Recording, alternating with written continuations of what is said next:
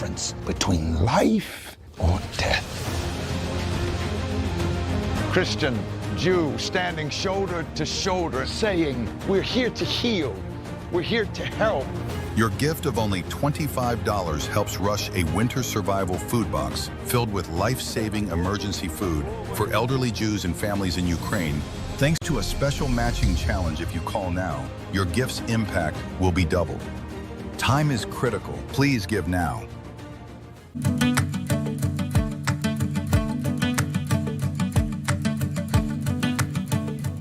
Welcome back. I'm looking at the markets. Well, stock futures are rallying. Newsmax correspondent Christina Thompson is live from the floor of the New York Stock Exchange ahead of the opening bell. Good morning, Christina. Good morning. Some good news this morning. Even before we get to opening bell, we did just get some consumer price spending numbers down. Retail spending up 1.7% from last month's spending on things like clothing and food. This shows that the American people are resilient and do continue to spend in this economy. Tax refunds often do bolster spending around this time of year. The Fed was watching this ahead of their meeting next week, where they are expected to hold rates steady. Now, earnings calls for this week will also have investors' ears starting after today's closing bell, with United Airlines, American, and Southwest come later in the week. Plus, we're watching quarterly updates from the Magnificent Seven tech stocks, which are set to start Wednesday with Tesla. Tech stocks have driven major gains this month, with the AI sector seeing rapid growth in valuation and capital expenditure.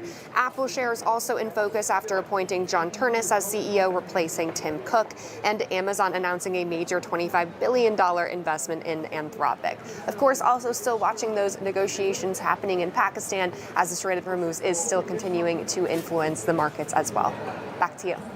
Thanks so much, Christina. Christina, thank you so much for that report. And we are hearing President Trump, he came out and said he expected that the Dow would be down almost 20%. Again, to John's point, that's not what we're hearing right now. It seems like markets are rallying on earnings yesterday, very strong. And then also on the potential of Kevin Warsh. He is set to talk in front of Capitol Hill today. And I know people are excited that Jerome Powell may be past his prime. I think the public will be very excited to hear that. You know, when it comes to the president and his announcements, really the sentiment on the floor is they've kind of gotten to understand sort of how to maneuver those and just trust that no matter what the president does, the markets will still hold steady. So I think that's kind of where the resiliency is coming from, at least with this Iran conflict. Definitely. Thank you so much, Christina. Have a great day. Thank you. And that'll do it for us this morning. That's right. Another busy day ahead. We'll see you bright and early tomorrow morning. News Now is next.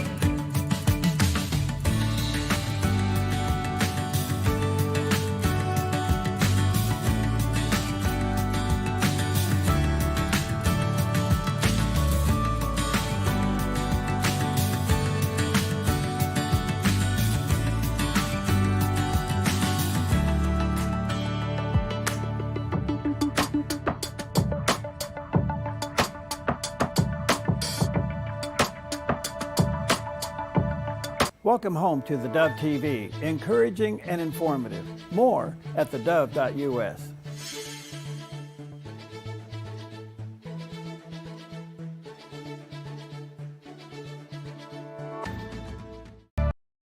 Good morning.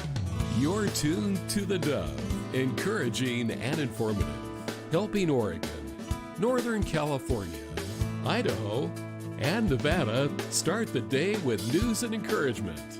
This is Mornings on the Dove. Well, good morning to you and happy Tuesday. Welcome to Mornings on the Dove, where Jerry Bilden makes it the happy hour. Yes. I'm not talking about the happy hour at the end of the day, but the happy hour at the beginning of the day. That's the way to start the day. But he prepares you for the end of the day, I'll tell you that.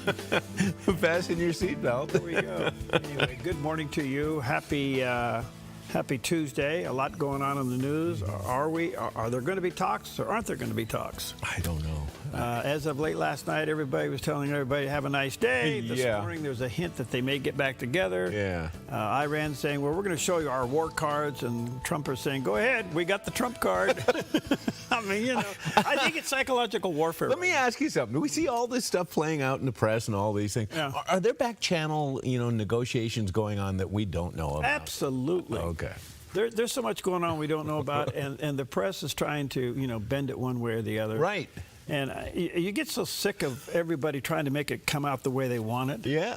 Without having any idea which way it's really going, Don't get me, this is serious stuff, but gosh, after a while you kind of go, well, what's your take? Well, okay, well then we'll go with that. Yeah, I like it's all card game analogies right now. Yeah. Oh, we got the Trump card here. Oh no, we got this card here. Yeah. Yeah, well, play it out. Let's You gotta see. know when to hold them. Yeah. All right, Kenny.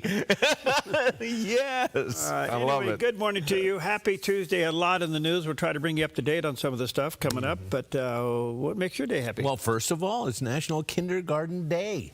Oh. Yeah, honoring the birthday of the man who started the first kindergarten. That was Friedrich Wilhelm August Frobel. Oh, so it wasn't Kinder? No, it wasn't Kinder. He was born on this day in 1782, and he's credited with starting the very first kindergarten in Germany in 1837. Oh, gosh. There you go. Last thing would be Kinder. Kinder. So there we celebrate. That's also National Yellow Bat Day. And we're talking about the flying bat. It honors the national, yes, it is honoring the Army Division activated the 265th Army Security Agency Company Airborne with the 101st Airborne Division at Fort Campbell, Kentucky. Happened on this day in 1967. Our hats off to you. Oh, and the reason they call it Yellow Bat is the official insignia is a bat with outstretched wings on a full moon rising with the motto, "Through the night below." Symbolically, the bat represents mystery and secrecy due to its nocturnal state. Sounds like a secret little division. Oh, it does. All right. Like something in the War Department. Absolutely. Yes, for the, National Library Workers Day as well. Really? Yeah. Are there library workers anymore? What is What the a state? great question. I haven't, it's been so long since I've been in a library, but my wife would say, yeah, there's library workers. She's good friends with them because she checks out libraries like books at libraries like every other day. Really? Yes, she does too, primarily in Prospect and also in Shady Cove. Really? Yeah, she devours books. She's just reading all the time. And of course, all the librarians, they're all her best friends. Oh, okay. Oh, yeah. Is she their only customer? Oh, no, I don't know. But I mean, we're talking Prospect here, man. Well, the other advantage Population of 8. Right. And you know one of the advantages of the Prospect Library? Wi-Fi. Wi-Fi. You don't have to wait in line. Pull in, man. All right. It's also National Rendering Day. Now, what is rendering? Oh. Yeah, you do know. You're an ag kid. Okay. Yeah, that is, rendering is recycling that 50% of the animal that we don't eat. Yeah. Yeah. Better known as sausage. Oh, it does all forms, from hides to hooves to you fill in the blanks. Yeah. It's rendering day. Good luck with that one. Well, you call a render to come out. Okay. And a render will butcher your animal. Okay, all right. Okay, and then the good stuff goes here and the bad stuff goes here. Enjoy that day. How's that for breakfast? Yeah, and we only have one thing to eat. And I don't know if you want it for breakfast or not, but it is National Chocolate Covered Cashews Day. Huh? Yeah, not unlike other nuts. Cashews and chocolate get along very well. Yes, they do. Yes. The marriage made in heaven. Absolutely. But did you know that the cashew nutshell is toxic? That's why we don't shell cashews. Oh. It's toxic. So the producers shell the cashew before selling it to consumers because they don't want anybody eating it. I wonder how they deshell them. I don't know. And they're not even really nuts. They're technically seeds that grow attached to the bottom of a cashew apple. So they're a fruit. Yeah, basically. This distinguishes them from tree nuts, which grow inside of a hard shell. Yeah. But they are powerhouse of nutrition. Cashews are rich in essential nutrients, including copper, magnesium, and iron. And they support heart health, boost immunity, provide energy, and over 90% of the world's cashew crop is consumed in the United States. Wow. 90%. Yeah, well, okay, that makes sense. Yeah. So anyway, enjoy your cashews. The nutritional powerhouse. The nutritional powerhouse. Yeah. Speaking of powerhouses, do we have weather? You trying to set yourself up? No. I was trying to figure out how I could put you in the library with Pam. Yeah, figure it out. Yeah. Yeah, I'd like to do that. Well, they're back in the ancient section of the Prospect Library smooching. Here's our forecast from Grange Co-op. In northern Oregon and southern Washington, showers likely mainly before 2 p.m., then cloudy with highs in the low 60s. For Vancouver, Portland, and Wilsonville, and near 59 in McMinnville, with more rain coming tomorrow. Moving down the Willamette Valley with showers likely mainly in the morning, then cloudy with high temperatures near 60 from Salem through Albany, Corvallis, and Eugene, with lows tonight in the mid-40s. In central Oregon, a chance of showers in Prineville with a high near 65 and Bend near 59. Rain likely in Sun River with a high near 57, but sunny and nice in Boise, Idaho with a daytime high near 81. Rain showers today along the Oregon coast with high temperatures near 56 in Coos Bay and low to mid-50s for Port Orford and Brookings. Rain in high 50s in Crescent City, California with a light and variable wind.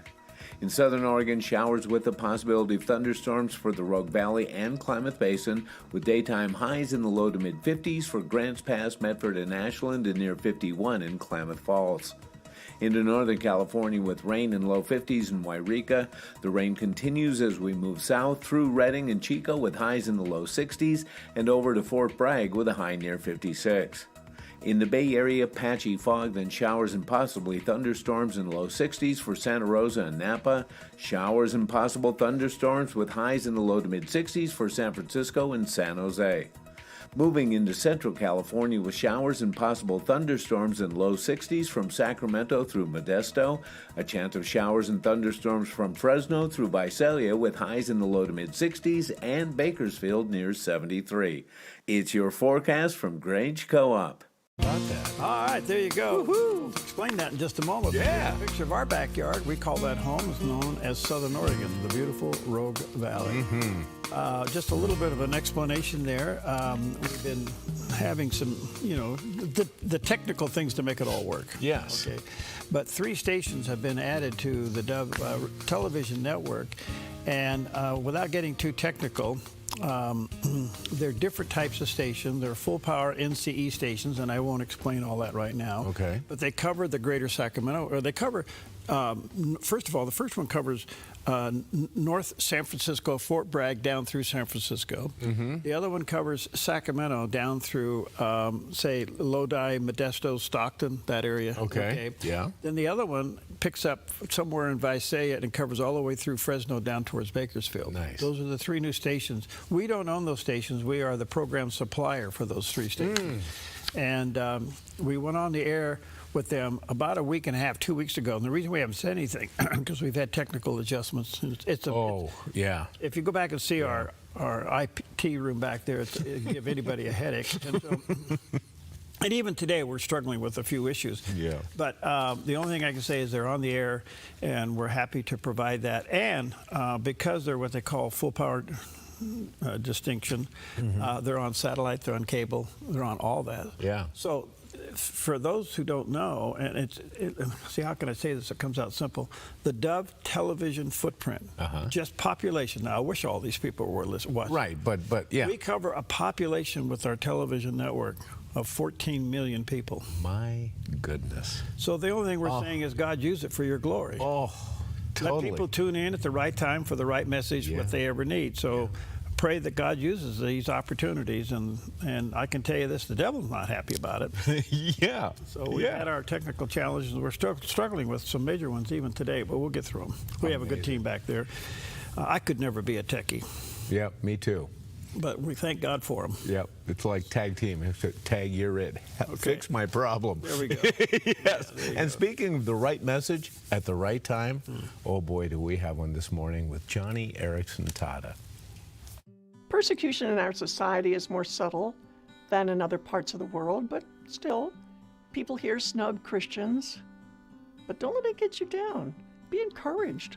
Colossians says that persecution is part of what it means to fill up what is lacking in Christ's afflictions. Now, that means that Jesus isn't walking on earth anymore, so people can't shove him around, but they can shove you. They can't get at Jesus, but they can get at you and me. They can't give Jesus the cold shoulder, but they can give it to us. So remember this the next time you are shunned at coffee break or not invited to a certain gathering or ignored by your neighbor. Take it on the chin, but do it with a smile. After all, Jesus says, "Blessed are you when people insult you. Rejoice and be glad, because great is your reward in heaven." Amen. Oh, there you go. All right. All right, good morning to you. Excuse me. Let's take a look at some of the top stories this morning. And, well, we're down to till tomorrow night is the end of the ceasefire and what will happen. Okay. In the meantime, the United States did seize an Iranian ship. As you know, it was a cargo ship, but apparently it was disguised as being other things. Oh. And, but what that uncovered was, I guess, another way that China's been sneaking things out of there. Oh, really? So anyway, the whole thing is shut down again. They turned 27 ships away yesterday. So the blockade is working, and the president's a little upset about apparently. Here's the Democrats telling the president what to do. Okay. Give them every opportunity. Delay. Excuse me. Right. Delay. Well, the president is pretty saying to the Democrats, when are you going to be for the United States? Yeah. Yeah. I mean, that's the question. That's a great question. When are you going to be for the United States instead of for Iran? So anyway, he said he won't let the Democrats rush him into any kind of a deal that's not optimal for the United States. So the talks are now off. But as about an hour ago, some news sources are saying the talks may be back on. They're running out of time because tomorrow night the ceasefire ends, and the president has said, we're ready to go. So, well, that's interesting. We're ready to go. What's next? If we're ready to go again, what do we do next? Well, I don't know, but it's interesting. If you go through all the sources this morning, you're going to see another story that's kind of interesting. Okay. And that is inside the Iran's military makeup, whatever's left. Apparently, they're upset with themselves and they're moving leaders around. Oh, okay. Now, here's a question. What? How do we know that? Yeah. All right. If we have intelligence to know that inside the organization there's disruption and they're moving military leaders around, they're firing some and killing others. Right. They had two guys that were they suspected of being spies. Yeah. Well, they were assassinated. They were murdered. Oh, gosh. So the turmoil inside Iran is unbelievable. But so we know this. Yeah. So if we know this, we know what they're thinking. We know where they are. We know what they have. We know what that card is in their hand. We know what the card is in their hand. Okay. So, I mean, intelligence being one. And you know who's so interestingly out of the headlines with this whole story? Who? Israel. Oh, yeah. Yeah. What's Israel doing? Right. They say, well, they're tied up with Lebanon. Well, Lebanon and Israel are in peace talks right now. Exactly. All right. So, but Israel has taken out most of the bad people, the bad leaders. Okay. So the president said, we're going to have a lot of bombs, and it's going to be bomb here and bomb there and bomb this. We're going to take out your bridges. We're going to take out your power supply plants. I can't help but think that's strategic. In other words, you take out the ones that would impact the infrastructure, You leave the ones that would hopefully the citizens could use. I mean, who knows? But anyway, things are pretty ugly there. Yeah. So in the meantime, the president was asked yesterday, he was asked, do you suspect a continuation or an extension of the ceasefire with Iran? And the president said, quote, highly unlikely. We will extend the current ceasefire with Iran beyond its looming deadline, which is tomorrow night. Wow. Wow. Do you remember the last time he said ceasefire and it was over?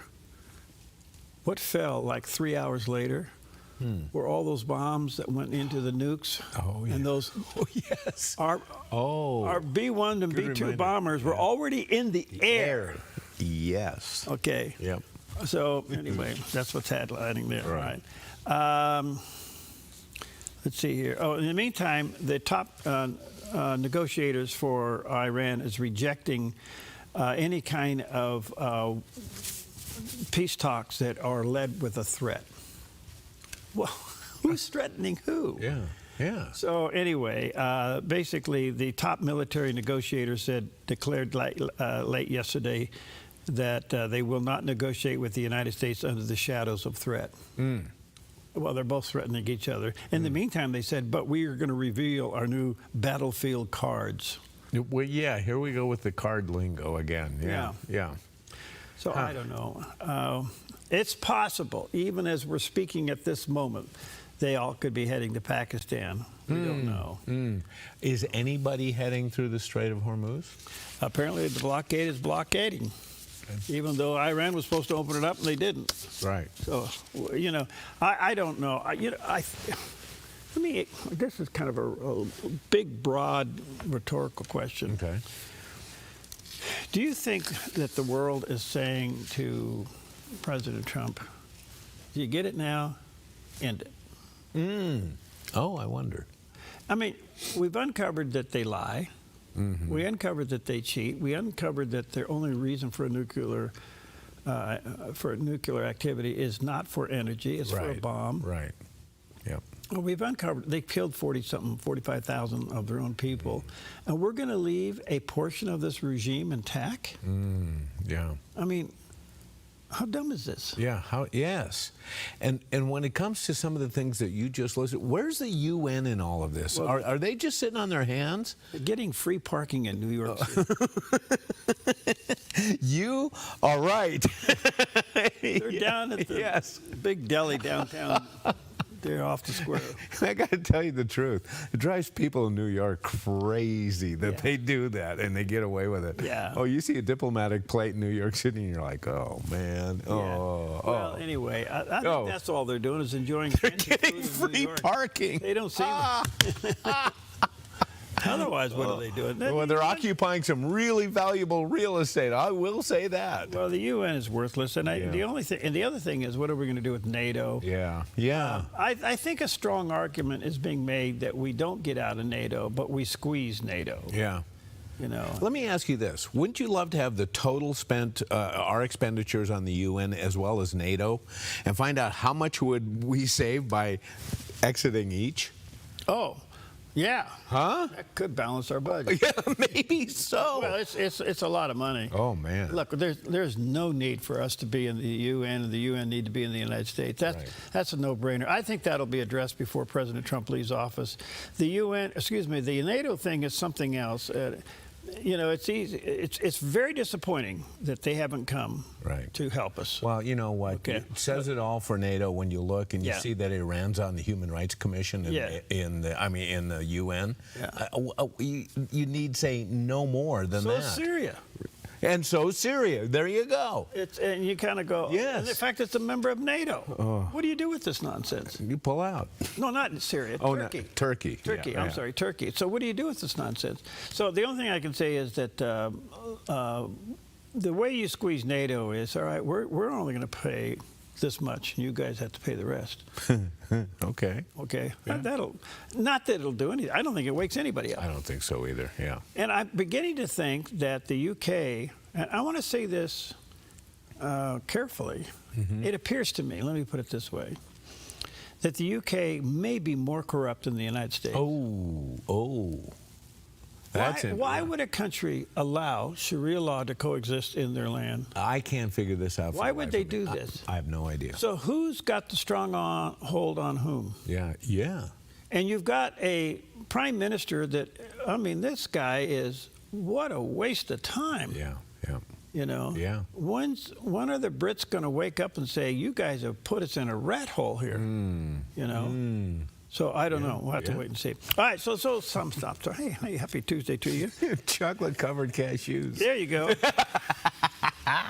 And we have another dun-da-da, embarrassing Oregon story. Oh, no. We'll share it with you in a few moments. Okay.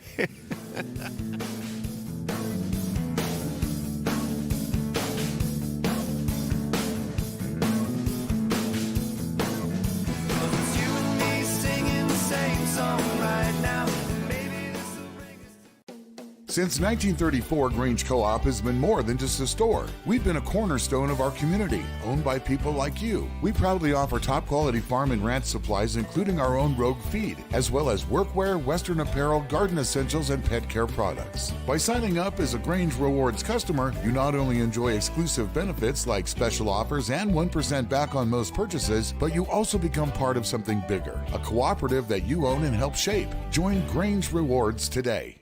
Applegate River Golf and RV Resort, a pristine 9-hole course alongside the Applegate River. Their clubhouse offers a golf simulator experience. The RV Resort is adjacent to the golf course with convenient pull-through parking. Applegate River Golf and RV Resort. Information at applegateRV.com. This week on the John Ankerberg Show, we'll talk about the brave people that are bringing the gospel of Jesus Christ to their people using audio Bibles. God is working through these audio Bibles. People hear the Word of God, and God, the Holy Spirit, uses that Word to pierce their heart. I am impressed with how powerful the Word of God is. Join me for the John Ankerberg Show right here on the Dove TV. It'll be encouraging and informative.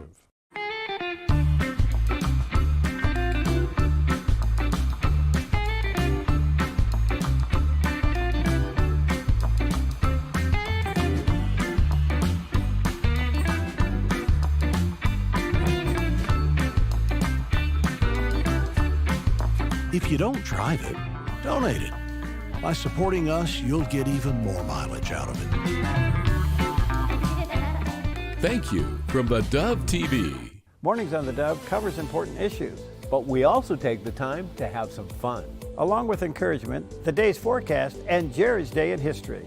So start your day with encouragement and information. Join us weekday mornings on the Dove. Okay, welcome back. I don't know if you, between the headlines, there's headlines. And that is that Lori Chavez de Remmer, who was hired by the Trump administration to be, head of labor, the labor secretary, well, she stepped down. And apparently it was embarrassing. Yeah, apparently so. She was a rising star. She went from mayor to all the way to Congress. In her first term in Congress, she gets hired by the Trump administration to head up, the labor secretary for the United States. Well, come to find out, she doesn't know how to manage people. Apparently not. And her staff is in disarray. Her and her husband are in disarray, and she apparently went too far with a security person, and the whole thing is just a big can of embarrassing worms. Yeah, it is. Yeah. And so she's out. Yeah. And she's from Oregon, and she's a Republican. Right. And we were, we were all kind of pleased when we saw the appointment, and now we're all kind of disappointed, aren't we? Yeah, and they uncovered. It's messy. It is messy. It's really messy. Yeah, it's not good. So she's going out the back door. Yep. Here's one. We're all concerned about snowfall and snowpack, which we didn't have much this year. Right. So in the Klamath Basin, which is one of the big ag places in the United States, there in Klamath Falls, the Klamath Drainage District is asking landowners to idle 10,000 acres through the Klamath Project Drought Response Agency programs. In other words, they're anticipating not enough water to do everything. Mm-hmm. And they're asking for farmers to voluntarily idle 10,000 acres. Oh, really? I don't know how you work this out and how you do that, but big deal. Big deal. Are subsidies involved? Because usually when you idle land, government usually kicks in. Well, that is yet to be seen. They're saying there could be a Klamath Drought Response Agency has $19 million available for the 2026 project. How that's allocated is yet to be seen. The no irrigation program covers idle acres that will not receive any irrigation water. And the program is estimated to pay anywhere from $300 to $350 per acre. Oh. Okay. Oh. Which isn't much of a yield when you look at it from a farmer's standpoint. Yeah. But it's better than zero. Well, that's true. So, but what you have to figure out is, can you voluntarily do this? And we have ag in our family, and there's times where our family didn't grow and sold the water rights for that season and made more money off the water rights that we sold for one season than you did farming it. No kidding. Because the market was down. Wow, that's amazing. So there are a lot of games that you play in ag. Yeah. But this is being driven by the fact we just don't have the snow runoff. Yeah. And so it's a serious thing, so we'll keep an eye on that story. So anyway, there you go. Let's take a look at the satellite image, what's happening out there, and we have some activity, huh? Yeah, it looks like we might get a little bit of rain this afternoon, maybe continuing through a little bit tomorrow. Not a lot, but enough, and then some clearing skies by Thursday with temperatures starting to rise again. We're going to see sunshine through the weekend into next week.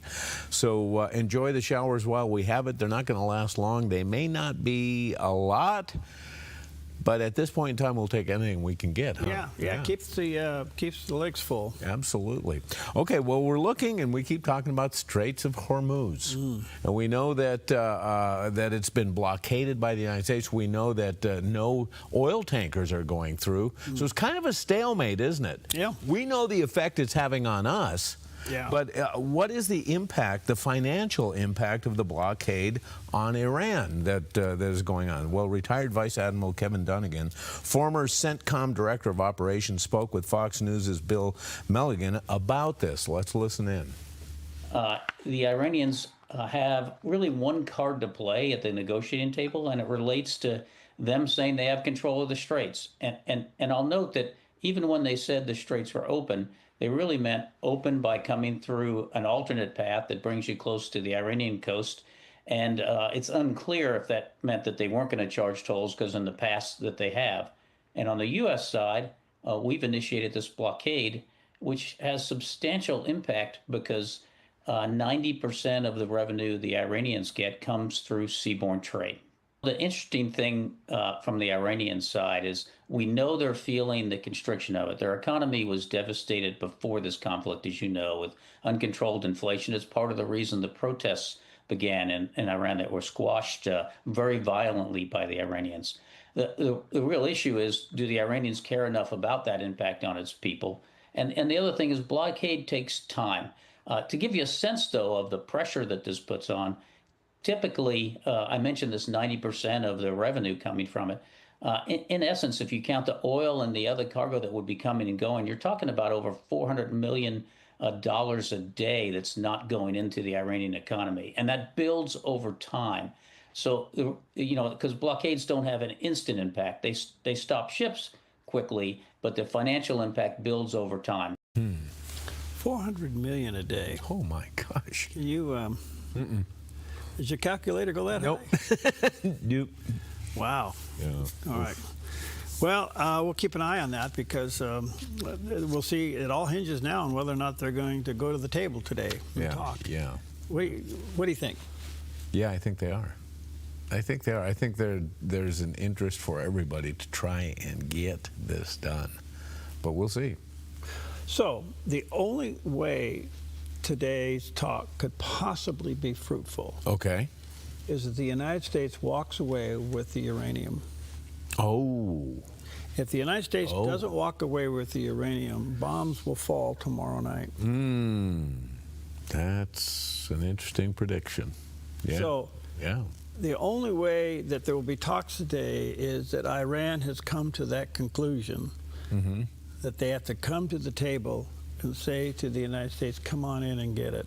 Now, the United States can't even say, we'll give it. The United States can't accept the fact that Iran will say, well, we'll give you what we got, and then hide a bunch of it. Right. Yeah, so everybody keeps referring to the cards that they're holding. Are they playing Texas Hold'em, or what's the game that we're playing? I don't know. Where's Kenny Rogers when you need him? Exactly. Well, we've gone from agreement to deals. Yeah. Yes. And we've gone from all this to who has the last card, who has the trump card, so to speak. It's pretty amazing. Yeah, it is. Yeah. So, oh, man. So does a full house... oh, no. How do you do this? A full house trump a straight? Yes. Huh? Yeah. Okay, so... Does 4 of a kind, does 4 aces, that's a full house, right? No, that's 4 of a kind. That's 4 of a kind. Yeah. Oh, full house is... Yeah, we'll take that. Full house is like three kings over a pair of twos, or you know, 3 and 2. Yeah, full house. But yeah, it's going to be interesting to see who holds the trump card in all of this, because this is a big card game that's going on, at least analogy-wise. You even got Iran saying our battlefield cards. Right. I want to know, well, what card do you think you're holding now? I don't. Oh, man. Isn't it amazing? It is. All right, yes. We're going to take what is it today? Oh, a cashew break. Yeah. Chocolate-covered cashew break. Yes. All right, we'll be right back.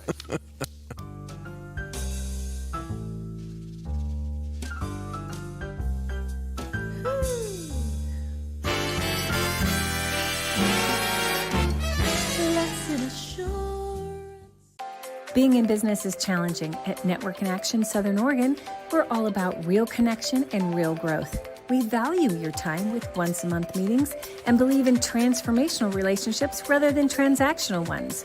We have 3 groups in the Valley, a Christian group, a Medford group, and a Grants Pass group, all filled with amazing local professionals. Network in Action Southern Oregon, so much more than just networking. Find out more at sonetworking.com. Do events in the world leave you confused and scratching your head? A world where up is down and down is up. I'm Perry Atkinson. Mornings on the Dove knows how you feel. We're here to offer God's hope and encouragement and to help you to sort it all out. And I'm Jerry Bilden. Mornings on the Dove alerts you to issues and events the mainstream media would rather you not know or know the truth. A lot in the news today, some movement around in the Middle East, common sense discussions on today's headlines, and rational perspective on what's really going on. That will leave you better informed and encouraged by the gospel. In this upside-down world, there's one place you can trust to get it straight. Check into Mornings on the Dove each day to find out what's really going on and to be encouraged. Mornings on the Dove, weekdays from 6 to 8 a.m. on the Dove TV and radio. Streaming online at thedove.us, Roku, and Apple TV. The Dove, encouraging and informative. Hi, I'm Ryan Robertson, host of a brand new program on the Dove, Ministries on the Move. Ministries on the Move spotlights the incredible work of how God is using everyday people and organizations, putting their faith into action, serving the hurting, strengthening families, and sharing the hope of the gospel in practical ways. Be inspired and discover these Ministries on the Move. Tuesdays and Thursdays at 4 p.m., right here on the Dove TV. Encouraging and informative. More at thedove.us.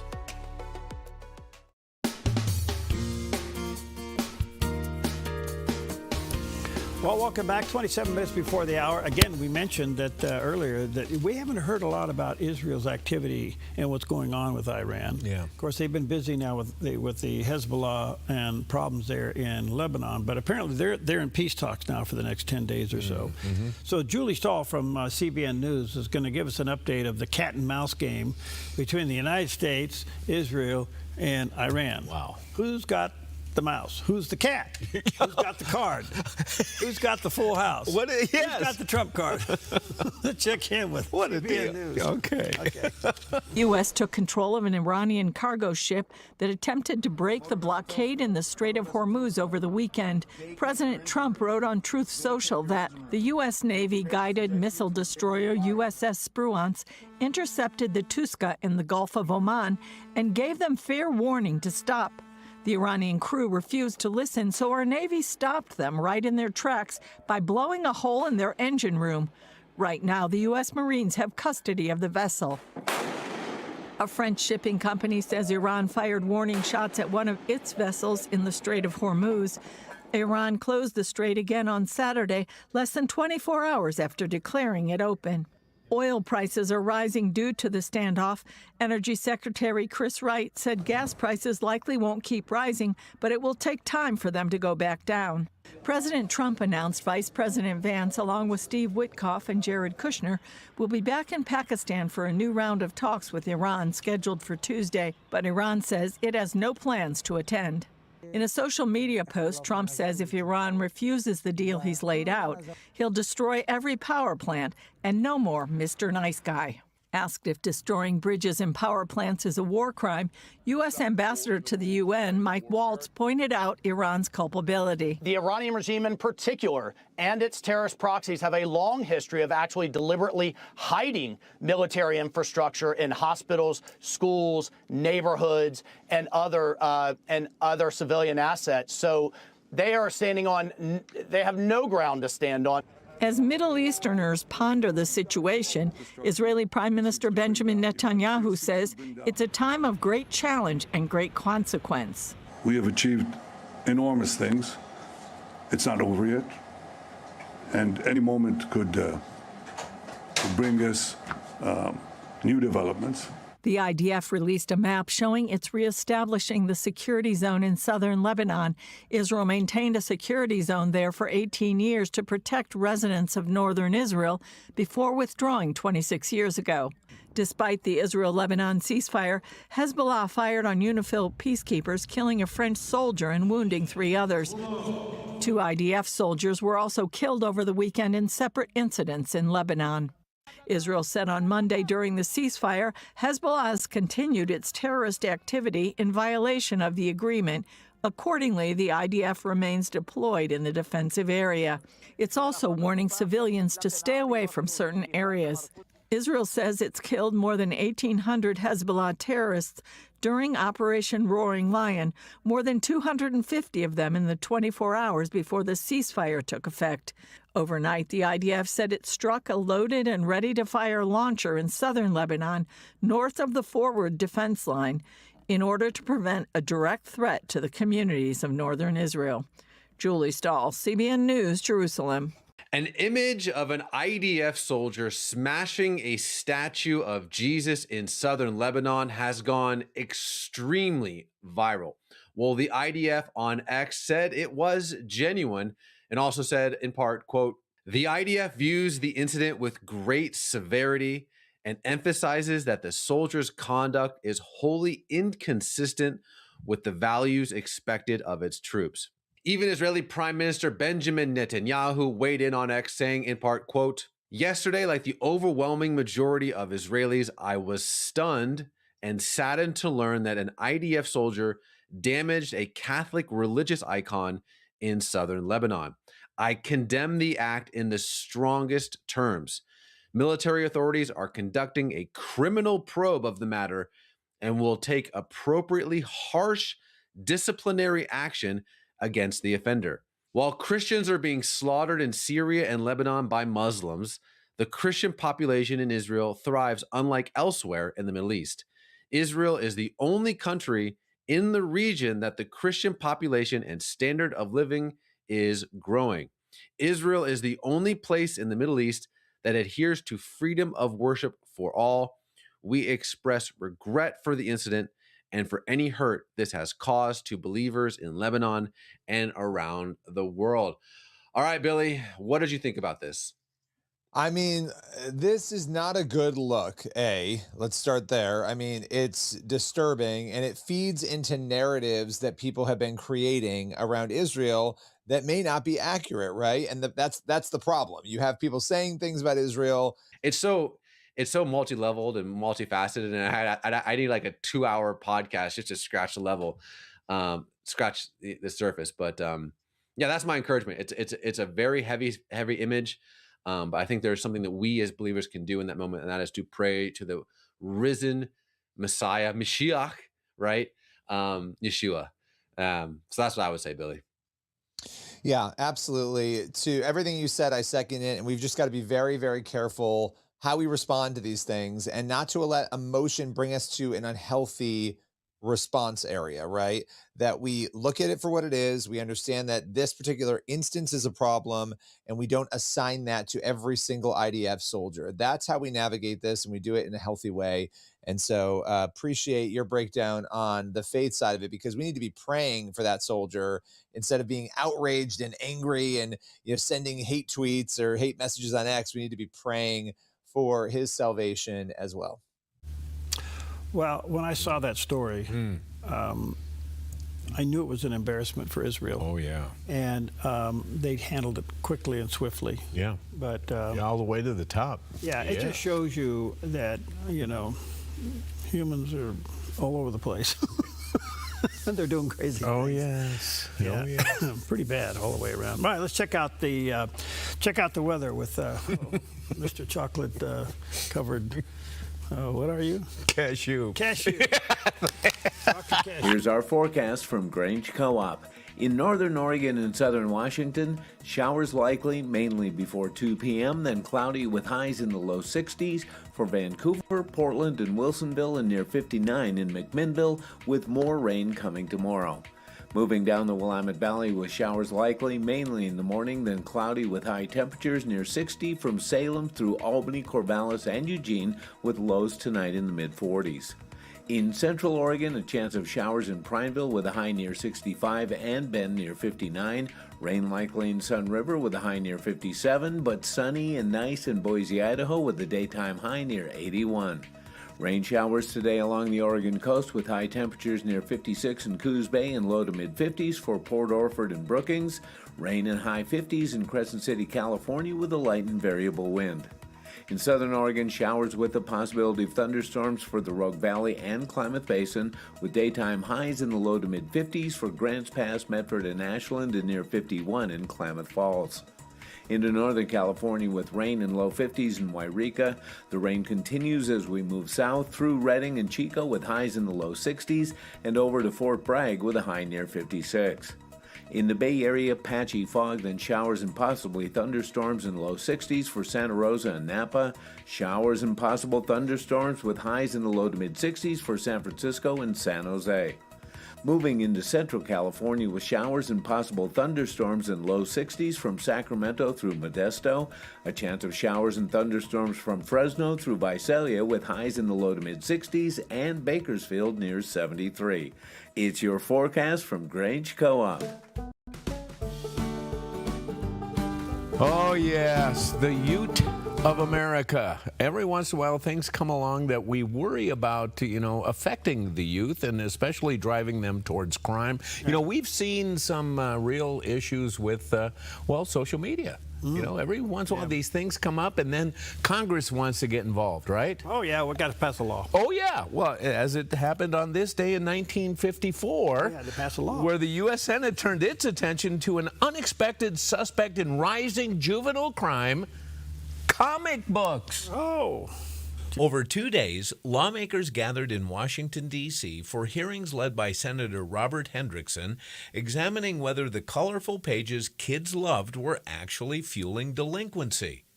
At the center of the debate was psychiatrist Frederick Wortham, whose book Seduction of the Innocent argued that violent and dark comic stories were negatively influencing young readers. Publishers were called to testify, defending their work as harmless entertainment, but the pressure was mounting. The result? The creation of the Comics Code Authority, a strict set of guidelines that banned excessive violence, crime, and even certain words from comic book pages. For decades, that code would shape the industry, changing what stories could be told and how they were told. All from a moment when America asked a simple question: could comic books really be to blame? Yeah. That was for 57 years we had that code, from 54 to 2011. Isn't that amazing? Yeah. Must have been, what was the Archie comics and, with Jughead and all those delinquents. Gosh. It was tough stuff. Have you ever thought about switching careers? Have I? Not at this stage of my life. No, why? Well, a bit early on. Oh, you have several times. Yeah, I have a couple times, yeah. I guess we all have. Yeah. Yeah. Well, how would you like to be a banker and then become a cowboy? Whoa, what a shift is that about? Oh, my goodness. Huh? You're a banker, yeah, and you want to become a cowboy. Can you afford to do it? I don't know. Only in Elko, Nevada, during the Cowboy Poetry Convention, can this subject be handled. Oh, no. All right. I want to be a cowboy, said banker Larry Brown, and live out in the country instead of cooped up here in town. When his wife got wind of this idea, she almost went berserk, because he made $100,000 a year doing banker work. You don't know how to ride. Heck, you can barely drive a Jeep. This whole idea is dumber than 100 head of sheep. Well, Benny said he'd teach me everything I need to know. That couldn't take too long. There's only giddy up and whoa. So he went thumbing through a catalog of Western wear and feed, his calculator humming, adding up the things he'd need. 1,000 for a saddle? There must be some mistake. A saddle surely couldn't cost $1,000, for heaven's sake. A hat and boots, a leather vest, and naturally a rope, braided headstall, matching reins, a bar of saddle soap, a pickup and a trailer, and assorted odds and ends, clippers, combs, and brushes for a man's four-legged friend. Saddle blankets, silver spurs, a pair of handmade chinks, and when he hit the total button, it took him half an hour to blink. So he scrapped the cowboy notion, as he said with some dismay, I can't afford to be a cowboy on this lousy banker pay. That's really good. Huh? Yes. So, well, I saw this earlier. Renee found it yesterday. But somehow I got stuck on watching cowboy poetry in Elko, Nevada. Yes. And this guy popped up. Oh. The other one is the guy that's a veterinarian and does the whole thing about vegetarian revenge. Right. I think we played that one before. And this guy that we just saw, is this the guy that we saw in Johnny Carson? No. Oh. No. He may have been. I don't think so. But when you watch all of those people that go through there, some of them sing and play. Okay. Some of them do a poem and sing and play. Some of them come out with a guitar and never do anything with it. It's a prop for them, you know. Okay. But I thought that was cute. That is really good. You can't afford to be a cowboy. Cowboy on this lousy banker pay. Yeah. And I don't know, lately, I've also, I know, you talk about things and then they show up everywhere, right? Yeah. Oh, yeah. Have you seen the whole thing about getting cowboy hats now? No. Oh, it's huge. Really? Oh, gosh, it's huge. It's just huge. To get these felt hats. Well, you can get the straw hats, but the felt hats and have them sized and made in the color you want and the shape you want. Right. It's becoming a huge deal. You said that in front of my phone now. You know what's going to happen for the rest of the day? You're going to get cowboy hats. Manufacturing guys that you go into these stores and they shape it and steam it and do everything right there for you. Yeah. Well, remember we had the custom guy here in Central Point for years. Yeah, he did. Yeah, he retired eventually. He retired. Yeah, that was sad. But it's now gone. It's like an industry now. Yeah. Huge industry. Well, thanks a lot, because I know Siri's listening. Okay. Well, if you get the Stenson catalog. Yeah. Oh. You can't afford it even on a banker's salary. We'll be right back. Boundless and free, grace for the broken and sinner like me, grace that can pardon and cleanse me within, grace that is greater than all. The Lennox iComfort S30 thermostat can sense changes in your environment. It even knows when you come and go. So now your home's most important system is also the smartest. Metal Masters can give you the smartest home comfort system available. It knows when you're away and adjusts when allergens and humidity get uncomfortable. Trust Metal Masters to provide perfect air for your family. Lennox. Air is life. Make it perfect. When life feels heavy, your body feels it, your mind feels it. That is why I created Organic Elements Wellness Spa, a place where wellness is not a luxury, it's a way of life. Step into our wellness lounge with a Himalayan salt room, infrared sauna, steam room, and invigorating cold plunge. Restore your nervous system, detox your body, and clear your mind. Then experience customized massage, advanced skin therapies, and result-driven facials, all designed to help you look as good as you feel. There's nothing else like this in Southern Oregon. This is your space to heal, to reset, to glow. Call today to book your private wellness party for up to 15 guests or surprise someone special with a gift certificate. Visit Organic Elements Wellness Spa on East Main Street in Medford. Book online at organicelementspa.com. Wellness is wholeness. Voted best of Southern Oregon.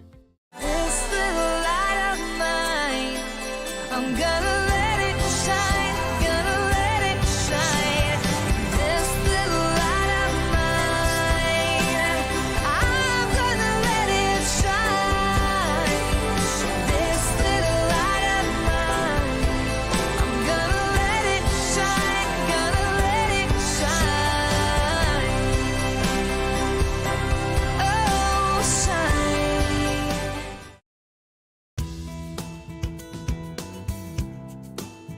Oh, welcome back. Happy Tuesday to you. Yesterday I had a really interesting guy. Dennis Neely was back with us. He's quite the guy. He's quite a journalist. He has a book coming out called Oregoners. What? Oregoners. Okay. And it's all about Oregon's messy problems. This is a really big book, huh? Well, anyway, it'll be out in a couple of weeks. He's a fun guy to talk to. Anyway, I talked to him. I said, does Salem understand what it means to be business friendly? And here's what he had to say. They really don't. And they fail to understand. As I talked to, I think her name's Angela Wilhelms at this Oregon Business Institute, they don't understand that for any state, city, community to grow, business has to grow.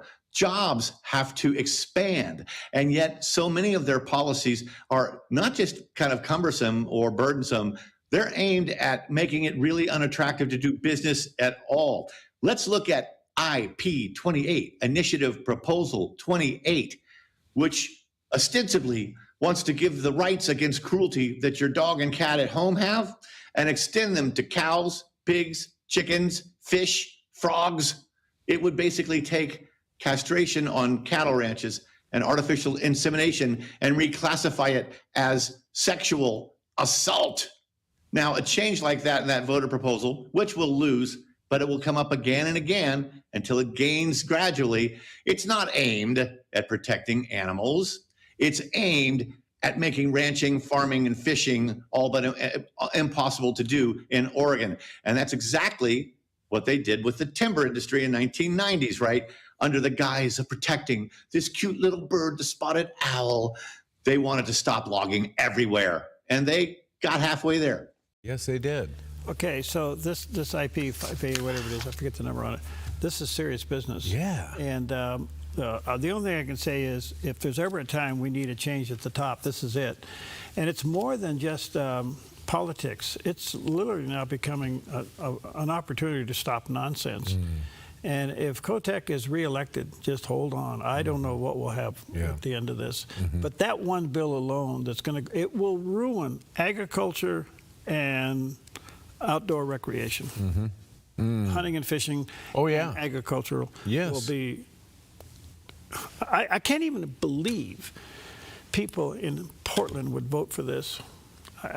It's just mind-boggling. It's so crazy. Right. Well, they realize that food comes from Safeway, right? Well, I guess so. I don't know. I don't even think it comes from Safeway. No, it's delivered to their door. To their door from DoorDash. That's where food comes from, is DoorDash now.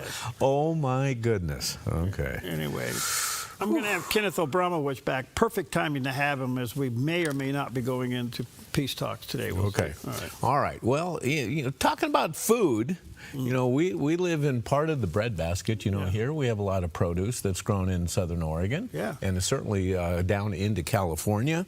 Well, a new thing here, a simple rinse, could change the way we clean and store our fruit. Check this out. Scientists at the University of British Columbia have developed a natural, biodegradable wash that not only removes pesticides, but also helps produce last longer. Led by researcher Tanji Yang, the team created a solution using tiny food-based particles that act like microscopic sponges, lifting pesticide residue off fruits like apples.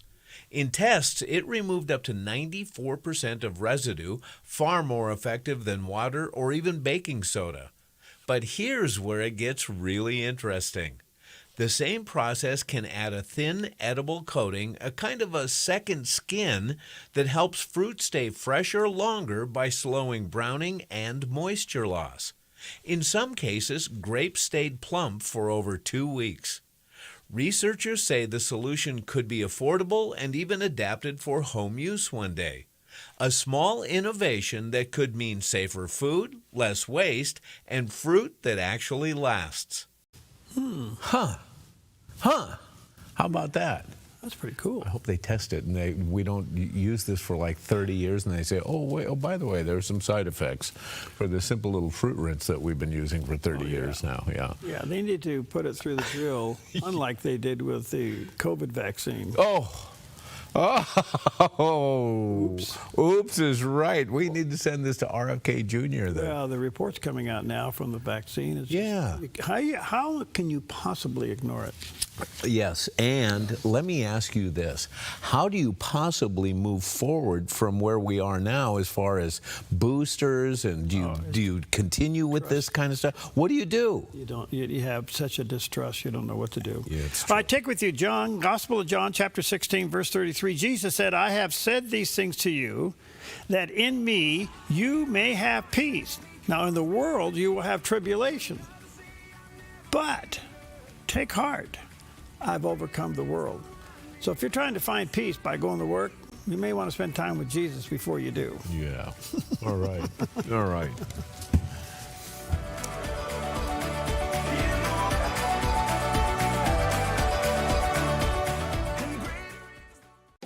Since 1934, Grange Co-op has been more than just a store. We've been a cornerstone of our community, owned by people like you. We proudly offer top-quality farm and ranch supplies, including our own Rogue feed, as well as workwear, Western apparel, garden essentials, and pet care products. By signing up as a Grange Rewards customer, you not only enjoy exclusive benefits like special offers and 1% back on most purchases, but you also become part of something bigger, a cooperative that you own and help shape. Join Grange Rewards today.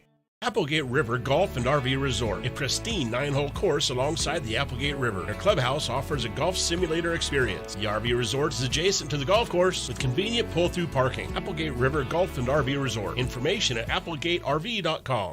At Sweet Tea Express, we've got you covered. Order at the counter and our friendly service staff will do the rest. Burgers, salads, sandwiches, barbecue platters, sides, and more. Smoked, grilled, and served to perfection. Sweet Tea Express. Breakfast, burgers, and barbecue. Hi, I'm the SOS Alarm guy, here to tell you about a great deal. SOS Alarm will not only beat any internet deal, but will install the system too. So burglars, beware. SOS Alarm for security and beyond. Stewardship begins with the knowledge that nothing belongs to us, but everything belongs to the Lord. This helps us to run a business not in the fear of lack, but in the assurance of His care and provision. Such a perspective eliminates the drive to sell and replaces it with a heart that says serve. This begins with serving our clients and coworkers with integrity and genuine care. That's why at Kelly's, it's automotive service with a heart for God and treating others as we ourselves would want to be treated. Our promise is to never sell our clients anything we don't believe they need. Another is to do all we can to meet other needs, such as shuttle service and loaner cars, or taking the time to really listen, even at times praying with our customers. Sometimes this means sacrifice, going above and beyond, but that's why I work for Kelly's Automotive Service, honoring God while serving people with honesty and integrity. The Dove is shining with a brand new show, Season to Shine. I'm Melinda Robertson, host of Season to Shine, a new heartfelt, inspiring program for women designed to bring encouragement, wisdom, and hope into your everyday life. We'll help you discover God's purpose in every season, empowering you to shine with confidence, faith, and joy. It's your season to shine. Monday, Wednesday, and Fridays at 4 p.m. on the Dove TV. More at thedove.us. Alex McFarland Ministries, Tuesday, Saturday, and Sunday on the Dove TV.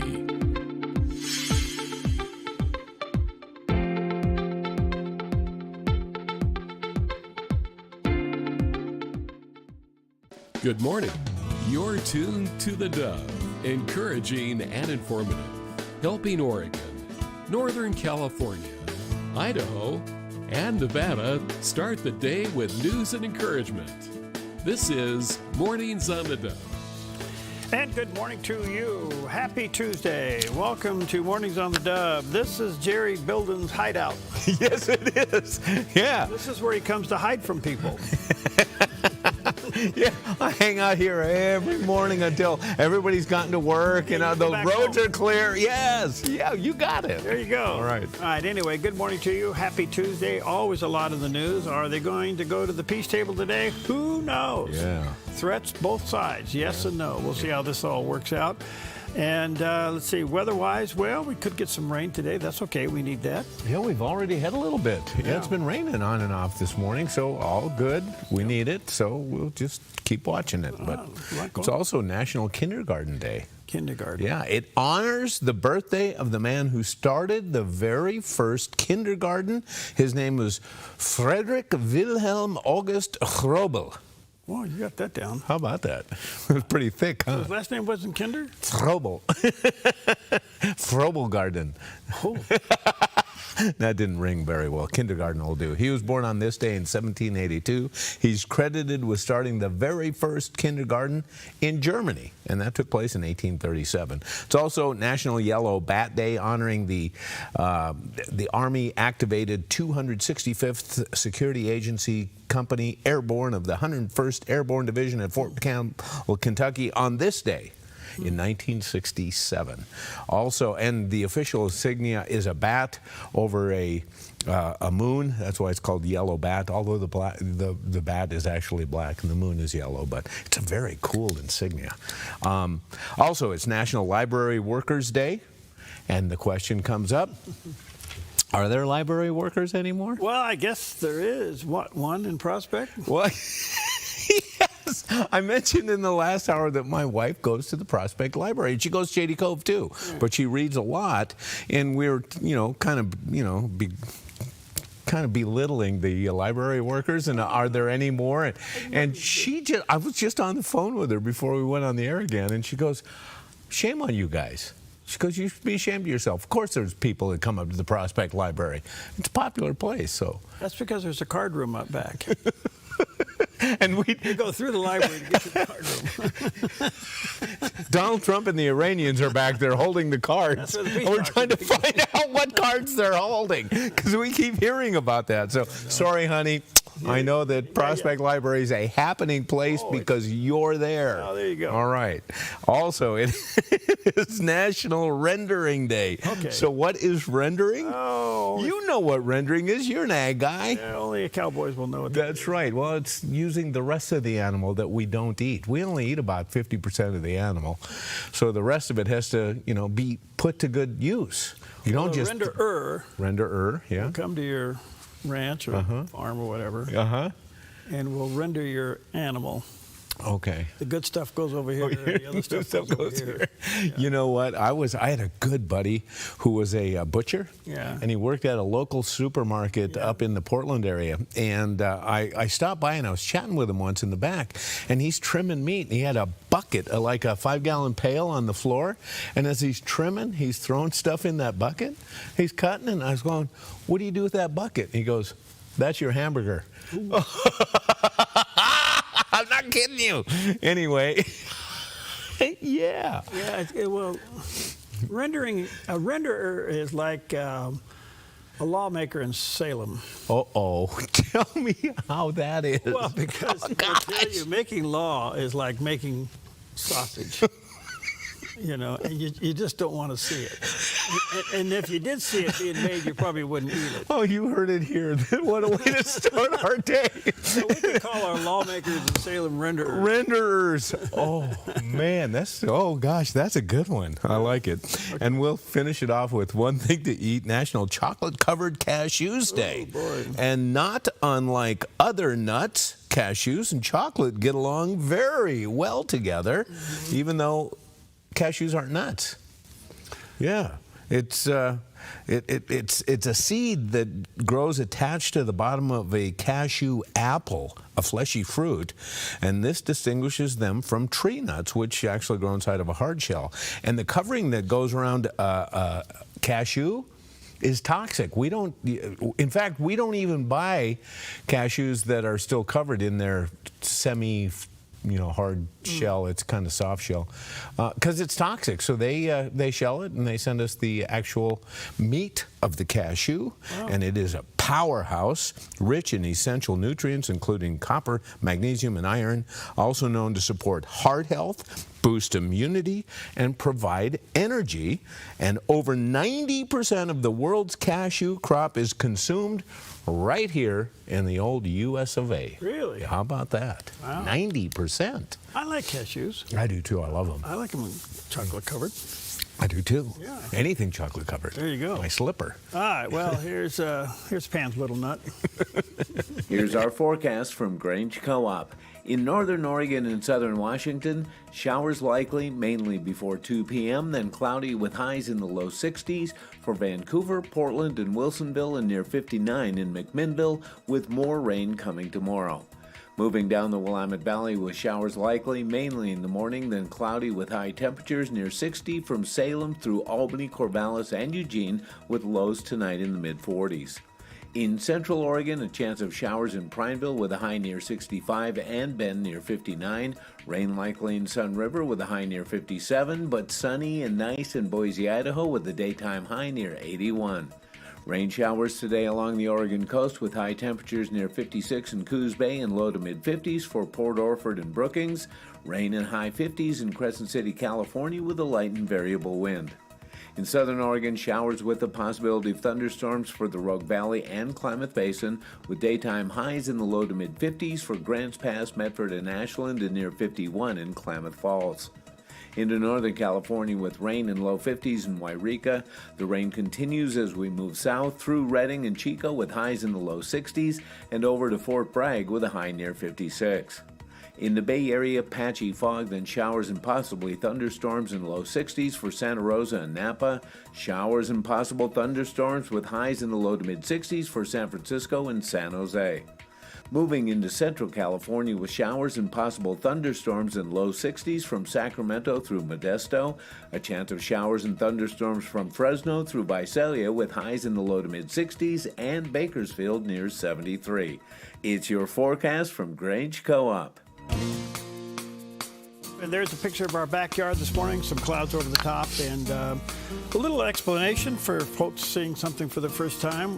The Dove has expanded its coverage area to 3 more stations down through the California Central Valley. This is amazing. We don't own those stations. We supply 24-hour, 7-day-a-week programming for it. Okay. And it covers Fort Bragg into San Francisco. It covers from Sacramento down into, say, Stockton, Lodi, that area. Yeah, Fresno. And then all the way down to Visalia, Fresno, and Bakersfield. Yeah, that's amazing. And those stations are what they call NCE stations. I won't explain that now. But they are now being broadcast not only in their local cable systems, but on satellite in those areas. Oh, my goodness. So the Dove's television population footprint of all the stations that we're on is a little over 14 million. That is stunning. How long has the Dove TV been on the air now? Why'd you ask that question? 2010. 10. Okay, 16 years. Yeah. So we're in our 16th year. Could you have ever imagined anything like this? No, it's amazing. Long story short, but what we're doing and what God has put in our hands, we just pray that the Lord uses it, matches the program with the person's need at the right time. Yes. And that's the miracle of the Dove. It's just a miracle how people will tune in and say, I just happened to tune in when. Well, to us, that's a divine appointment. And they'll hear something, they'll read something, they'll get something, and God connects with them, and away they go. Yep. It's awesome. But these 3 stations, it was a real challenge to get them on the air. The gentleman that has them, we work with them, and a lot of technical issues. In fact, even today, we're still struggling with some technical issues and refining the delivery system of that program. Technology being what it is, it's wonderful, but it's crazy when it doesn't work. Yeah. And so we're struggling with some of that stuff, but it's a big deal, and God is using it. And then we have one more that we're working on that we do own that we'll hope to get on the air sometime this year. All right. Well, you mentioned the message with the need. It gets matched all the time. And one of the ways that God does that is through Johnny Erickson Tata, and we have her right here. You know, the words of Jesus in John chapter 14 really scare a lot of people. Okay, Jesus says this. He says, if you love me, you'll keep my commandments.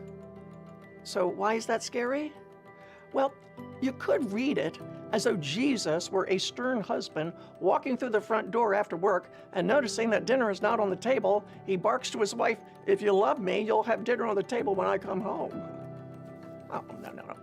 Biblical obedience is not a fearsome duty to obey. No, the words of Jesus should be read like a promise, like him saying, if you love me, if you make me the center of your thoughts, delighting in me and doing your most ordinary task with an eye to my glory, then wild horses will not be able to keep you from obeying me.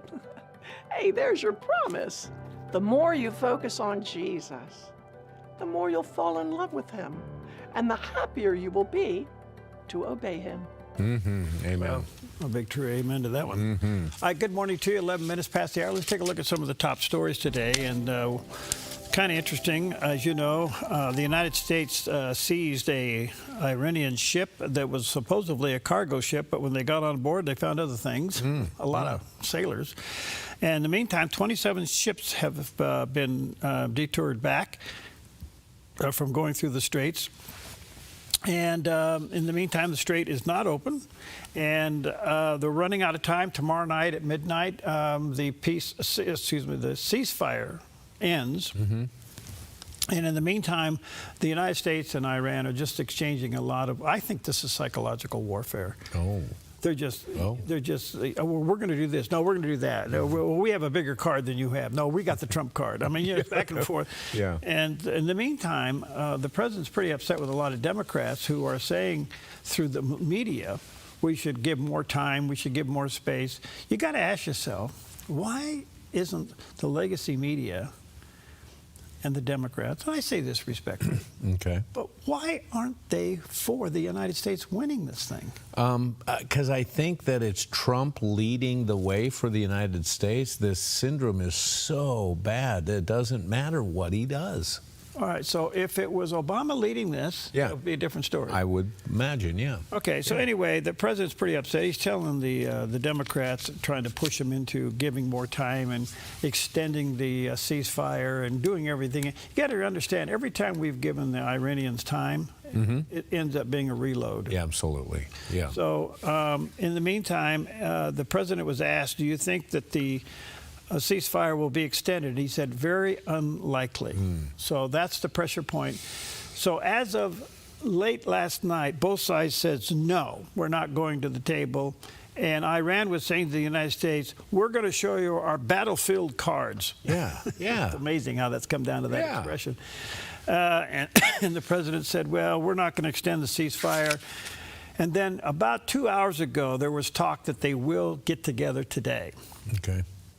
I don't know if they are. Who knows if they are? I don't know. Okay. So in the meantime, which is so interesting to me, if you surf the news, you'll see where inside Iran's military structure, they're moving people around. This guy is no longer in command of this, and he's moved over here, and this person is then bumped up to this. And this is, they're dealing with what they have left in the way of a military command officers and things like that. So the question I have is, how do we know that? Do we have the intelligence to know that they're reshuffling the deck within their own military structure, that tells me we have intelligence unlike anything, and we know where everybody is. We know what's going on. And this has a lot to do with our alliance with Israel too, because the two organizations, the intelligence levels are over the top. They really are. Yeah. Israel knows where all the bones are buried. Absolutely. They know where all the live ones are left. Yeah. So anyway, let me ask you this: if you were one of those guys, they're reshuffling, and you got new leaders here and there. Say they call for a leadership meeting, and you're one of the leaders. Would you be more apt to say, FaceTime me? I don't want to get together with you guys. Well, okay, it's interesting you bring that up. There's a reason why you send the vice president and you don't send the president. Okay, why? Because they take him out. Right, that could be, yes. Oh.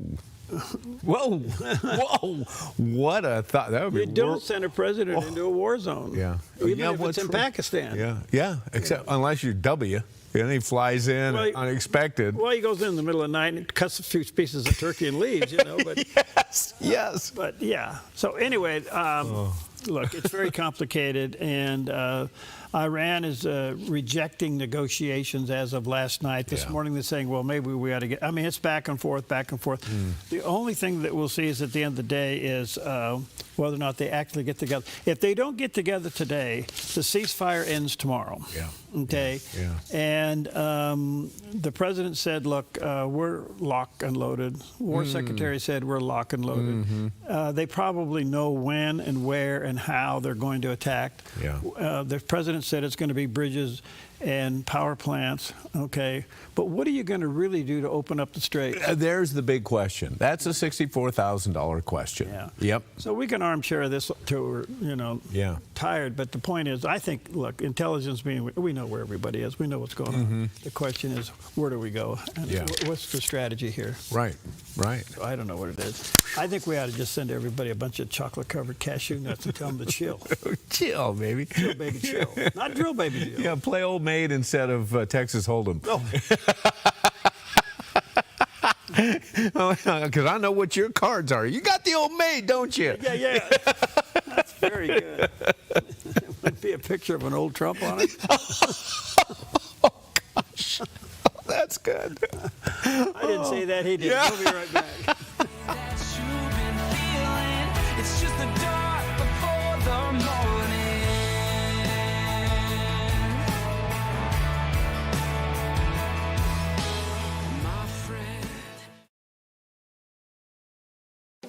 Since 1934, Grange Co-op has been more than just a store. We've been a cornerstone of our community, owned by people like you. We proudly offer top-quality farm and ranch supplies, including our own Rogue feed, as well as workwear, Western apparel, garden essentials, and pet care products. By signing up as a Grange Rewards customer, you not only enjoy exclusive benefits like special offers and 1% back on most purchases, but you also become part of something bigger, a cooperative that you own and help shape. Join Grange Rewards today.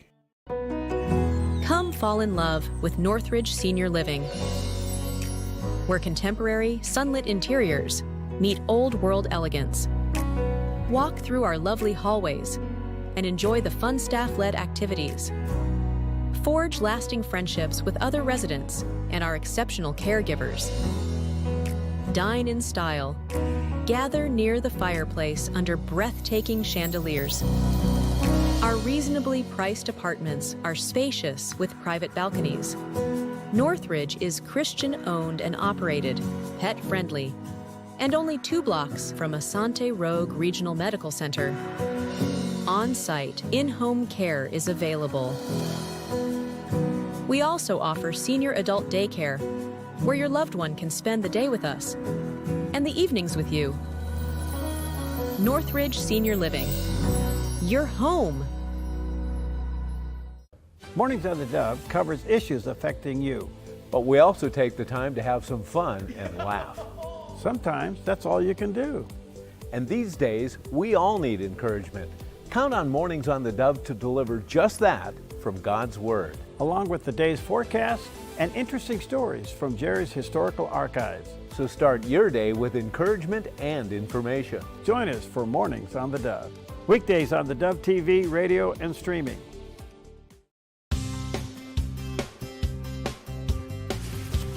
Hi, good morning to you. 19 minutes past the hour on this beautiful Tuesday morning. A little bit of Oregon embarrassing news. As you know, Lori Chavez de Remer, she was a congresswoman from the 5th Congressional District as a Republican and immediately got picked up by the Trump administration to be Labor Secretary for the United States.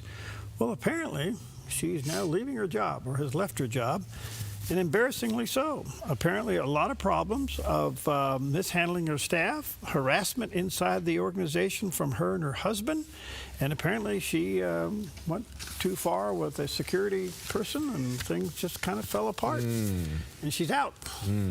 Isn't that nice to know? Yeah, it's sad. Yeah, it is. All right. So, in the meantime, as you know, we've been talking about it forever. We just didn't have the snowfall this year. Even these recent storms have put some snow in there. In fact, even McLaughlin over here in Mount Pitts got some fresh snow in there. But we didn't have a heavy snowfall this year. So, looking ahead, the Klamath Basin Water District out there, the drainage district, is saying to landowners, could you guys work together and idle about 10,000 acres of farmland? And they're trying to put in anticipation of just not having the runoff to irrigate as much farmland as over there. And you could be paid anywhere between $300 and $350 an acre not to farm it this year. Wow. I don't know how that works out and who does what and who voluntarily gives it up and who doesn't, and whether it's cows or potatoes or whatever you do. It's very complicated. But it's in anticipation that they just don't have the water to supply the farmers this year. The whole Klamath Basin water issue is so controversial. Oh, gosh. And I remember when I was running for Congress and they were literally had the bucket brigade from federal controlled water over to another controlled water so the farmers could get it. You know, the dam removals got involved in this, and that was very controversial and everything else. The bottom line is now this year we just don't have the runoff. The river's fine. The lake is gonna, you know, it's gonna have some problems, and the question is there enough water for the farmers? So they're asking them to idle 10,000 acres. We'll see how this works out. Anywhere from 300 to 350 an acre. If you're a farmer, and depending on what your crop is, you'll look at that and say, all right, I'll take the 350 and not start up. Well, how do you do this when diesel's $8, $9 a gallon? Wow. You can't farm. You're right. That's a great point. Yep. You just can't do it. All right, let's take a look at Wall Street for a Tuesday morning. And thank you, Preston. He has Smart Lawn. In fact, Preston, if you look behind us, looks like you got that job. Good job, too. It looks nice. Yeah. So the Dow's way up this morning in anticipation of things, up 339 points. The Nas is up 94, and the S&P jumped 22.63. So some strong green ink to start the morning. Excuse me, gold is down to 48.11, silver at 79. And crude oil's down about $1. Oh, so I can run over and fill up some diesel, huh? Yeah, try it. Yeah, good luck. 94.70. Yeah, my little reserve light's going to ding as soon as I pull out of this parking lot this morning. You know where I'm going. Yeah, you All right. Well, you know, we keep hearing that the Iranian Navy is destroyed, the Air Force is destroyed, we control the air, we control the sea, there are not boots on the ground, but all these things are under our control. Yet, the Straits of Hormuz is closed. Yeah. Oil prices are high. How does that work out? How's that? Well, retired Vice Admiral Kevin Donegan, former CENTCOM Director of Operations, spoke with Fox News about it, and we are going to listen in. The ships that were sailing before the U.S. blockade through the Straits of Hormuz were those that were coming to and from Iranian ports, moving Iranian oil outside the Gulf, and of course coming back and filling up and moving it inside the Gulf. So they were the ones benefiting. The other ships weren't transiting because of the danger to their crews and the rates of insurance are so high. And the reason the Iranians can say they control it, as you can see in this latest instance, what they've done by saying that they've mined the main passageways is required ships to go closer to the Iranian coast. And then they send out these fast boats that are shooting like machine guns and perhaps, rocket propelled grenades, that kind of weapon at the ships. It's not significant, but the threat of mines and the threat of these small boats are basically putting the shipping companies in a place where they don't want to risk their crews right now, with Iran saying that they can do that. And the U.S. has yet to go in and what I would say forcibly open the straits. because we really are trying to do this via negotiations. You understand that? No. I didn't either. I didn't. All I know is the Straits of Hormuz is about just over 100 miles long. Yeah. It doesn't seem like, especially with military technology as it is today, that's, 100 miles may seem like a long way to patrol, but in a sense, how long does it take like an F-35 to fly that? Oh, about 8 seconds. Okay. Yeah. Yeah, I don't. The ship that they seized day before yesterday, they put the missile through into the engine room. Into the engine. Yeah. So they did a check on that ship where it's been. Yeah. It's been all over China. No kidding. It's been throughout the entire Orient area over there, especially in China and some of its sub-islands and things like that. Yeah. So they traced that ship, and it just got all these Chinese connections to it. Oh, man. Oh. Disguised as a Iranian freighter. What was in those containers? Yeah, great question. Yeah, so they're saying there's stuff in the containers that could be used civilian or military. I don't know what that means. Yeah, I don't either. Gosh, isn't that something? Yeah, it really is. Yeah. I don't know. There's a mystery to this. Why can't we open up the Straits? We've done everything else. What is it about the Straits? What is it we don't know? I don't get it. We don't know. Yeah, Pam and I, we sit and talk at night about that. It's interesting. Pam's going, well, why can't they open up this? I've never had these kind of political conversations with my wife before about, military operations in the Straits of Hormuz. It's crazy. Instead of spraying them with bombs, okay, why don't we just drop a bunch of cashew nuts on them? Put dents in all their cars and their windows in their houses. Oh, that's good. Put dents in their Ferraris. There's a Instead twist. of blowing them up, There's a twist. It's kind of like great big, yes, snowballs or right, hail balls or something like that. Oh well, we'll be right back.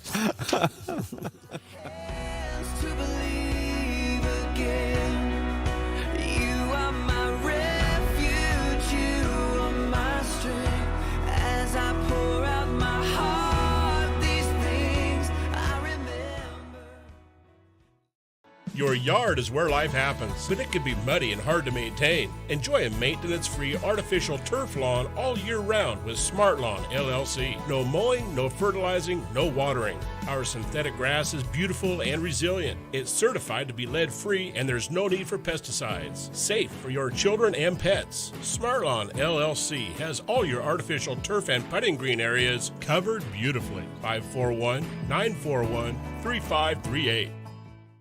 When technology slows you down, your business and your life feels it. That's where Rogue Tech Pros comes in. We provide business technology services, managed IT services, and custom phone systems for businesses and homes. Our award-winning team takes time to understand your unique needs and builds a customized plan to keep your systems running smoothly so you can focus on growing your business while we handle the IT headaches. Find us at roguetechpros.com. roguetechpros.com. We keep IT simple.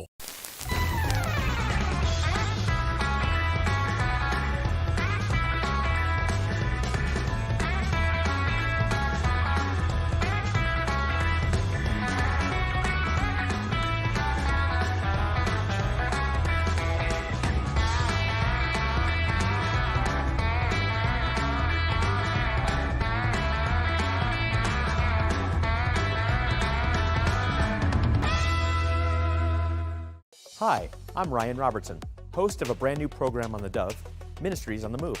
Ministries on the Move spotlights the incredible work of how God is using everyday people and organizations, putting their faith into action, serving the hurting, strengthening families, and sharing the hope of the gospel in practical ways. Be inspired and discover these Ministries on the Move. Tuesdays and Thursdays at 4 p.m., right here on the Dove TV. Encouraging and informative. More at thedove.us.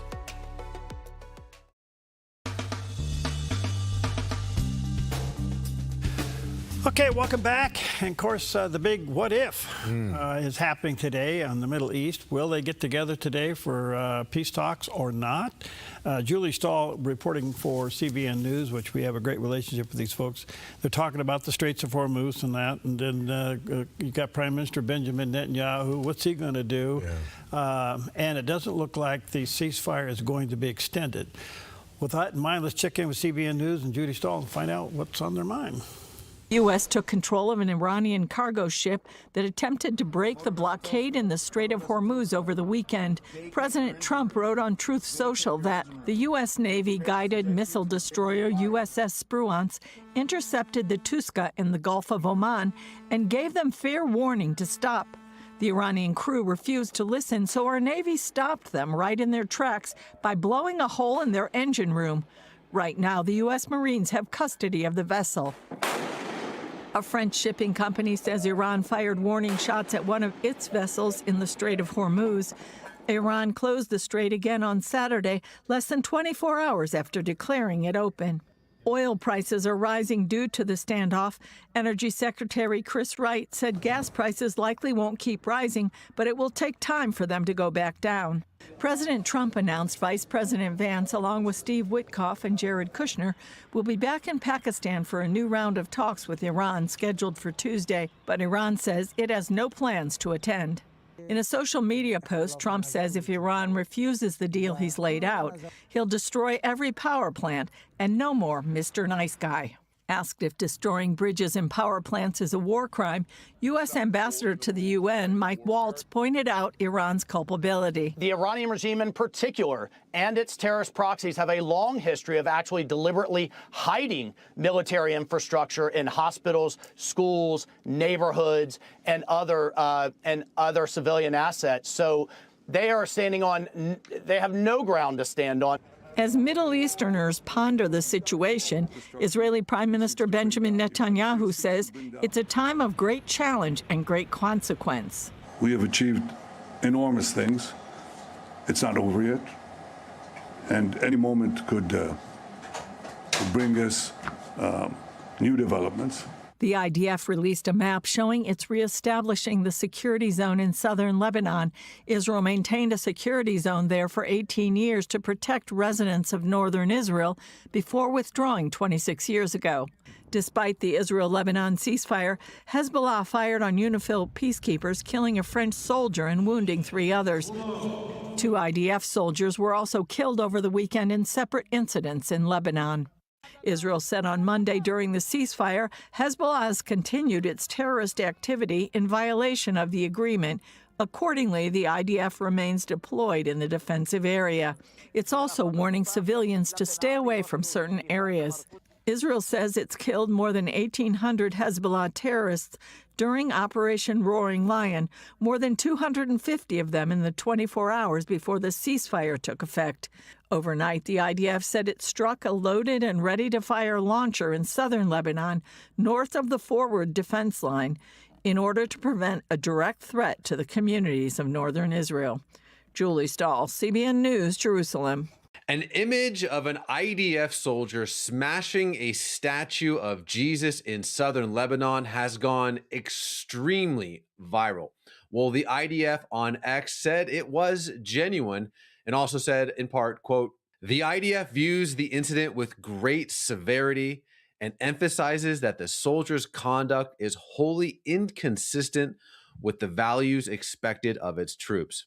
Even Israeli Prime Minister Benjamin Netanyahu weighed in on X, saying in part, quote, "Yesterday, like the overwhelming majority of Israelis, I was stunned and saddened to learn that an IDF soldier damaged a Catholic religious icon in southern Lebanon. I condemn the act in the strongest terms. Military authorities are conducting a criminal probe of the matter and will take appropriately harsh disciplinary action against the offender." While Christians are being slaughtered in Syria and Lebanon by Muslims, the Christian population in Israel thrives unlike elsewhere in the Middle East. Israel is the only country in the region that the Christian population and standard of living is growing.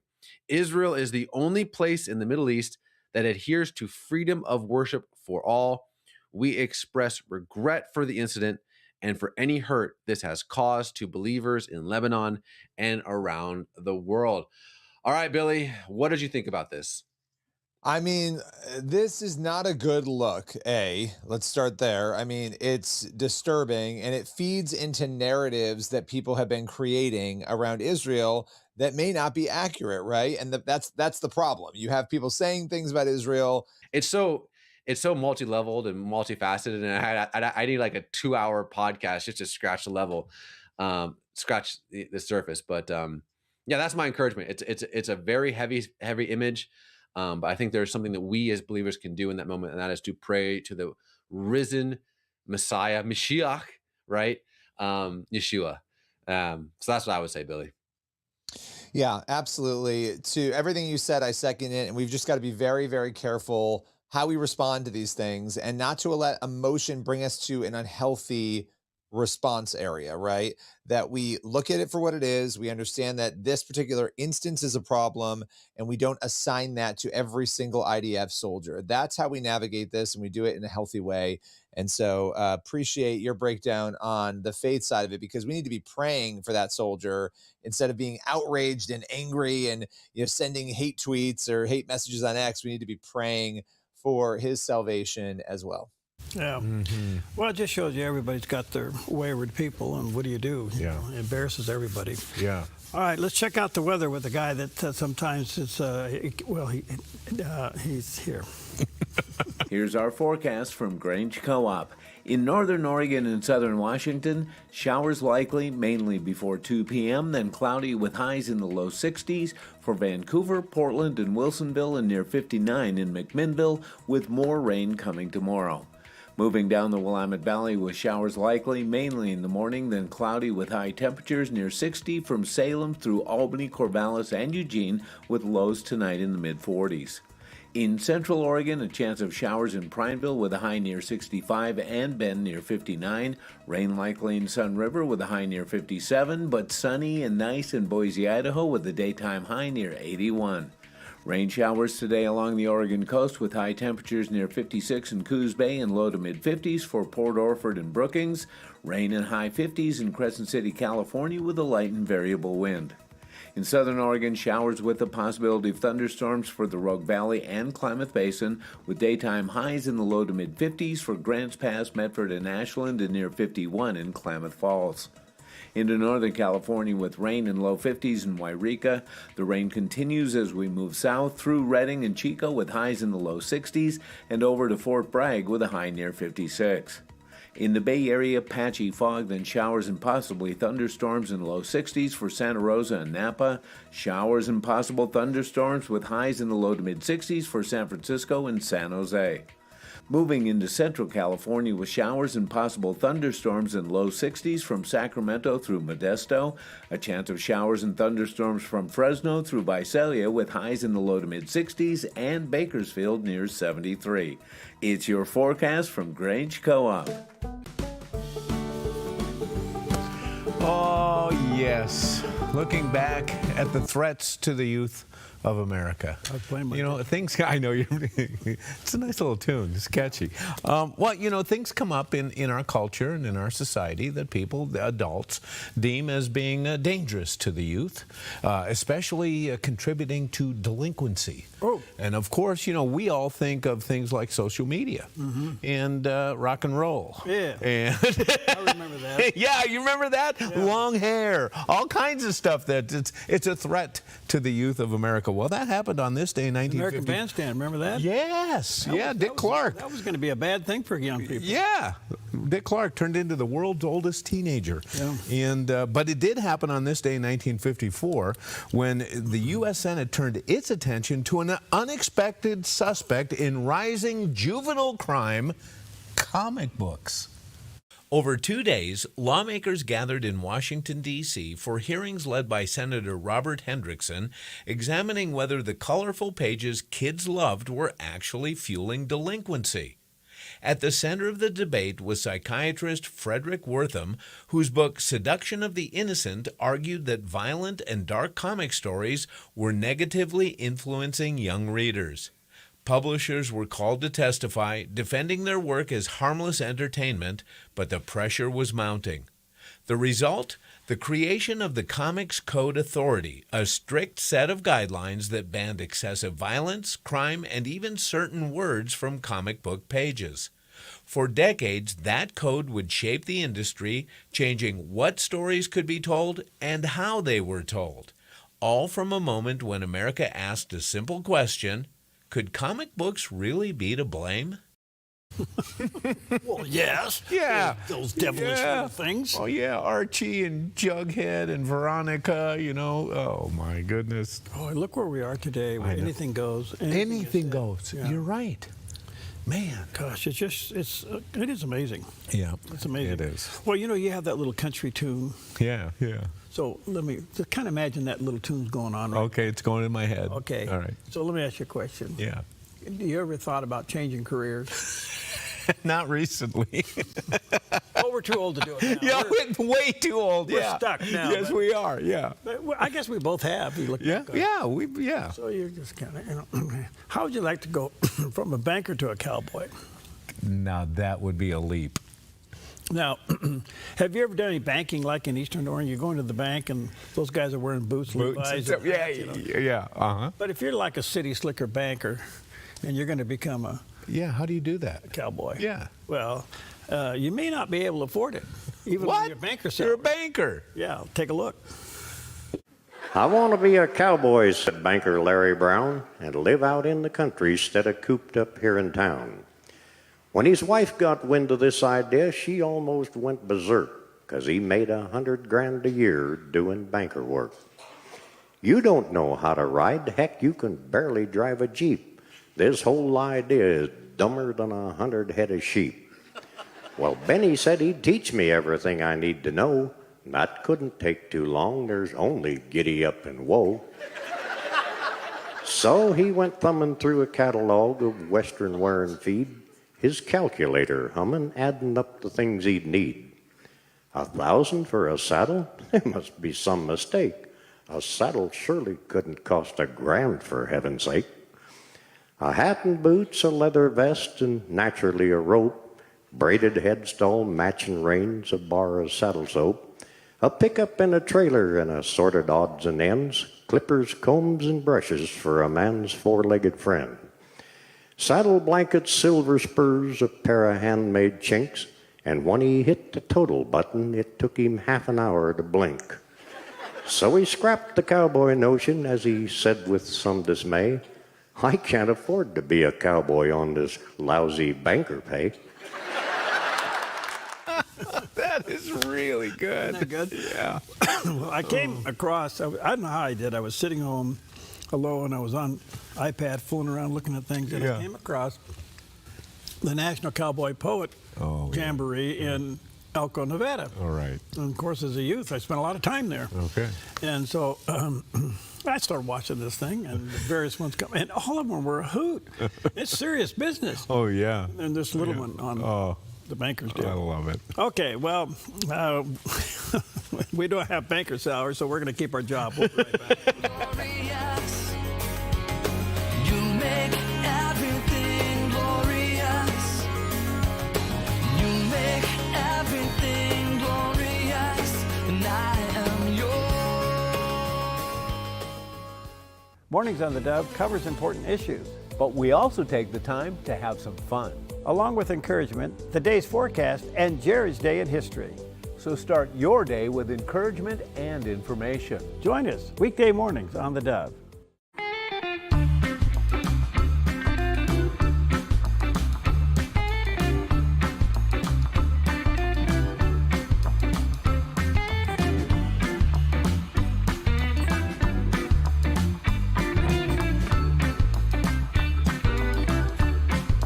If you don't drive it, donate it. By supporting us, you'll get even more mileage out of it.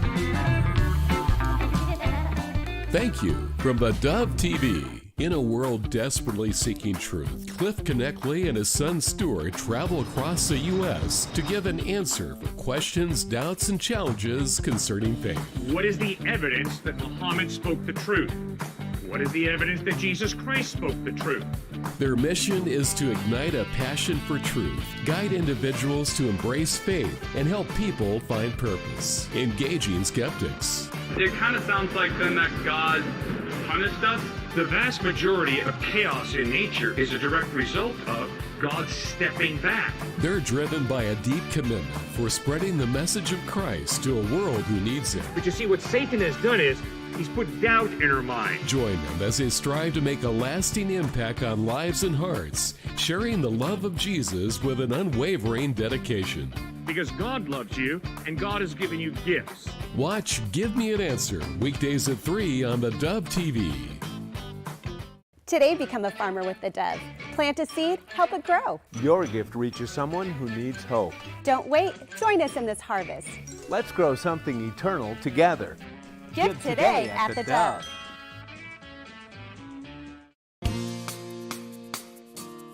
All right, welcome back. Happy Tuesday to you. Now, have you seen the signs that says ORYGUN? Yes. Yep. In pronouncing Oregon? Oregon, yeah. How about Orgoners? Orgoners? What? Oh. ORGONERS. Okay. Well, Dennis Neely, I've had him on quite a few times. He's quite a journalist. He wrote a book. It'll be out within the next couple of weeks or so called Orgoners, and he's writing about Oregon's and all of its problems. And he lives in Florida. And I said, Dennis, we're famous. What made you interested in something 3,000 miles away? Yes. Here's what he had to say.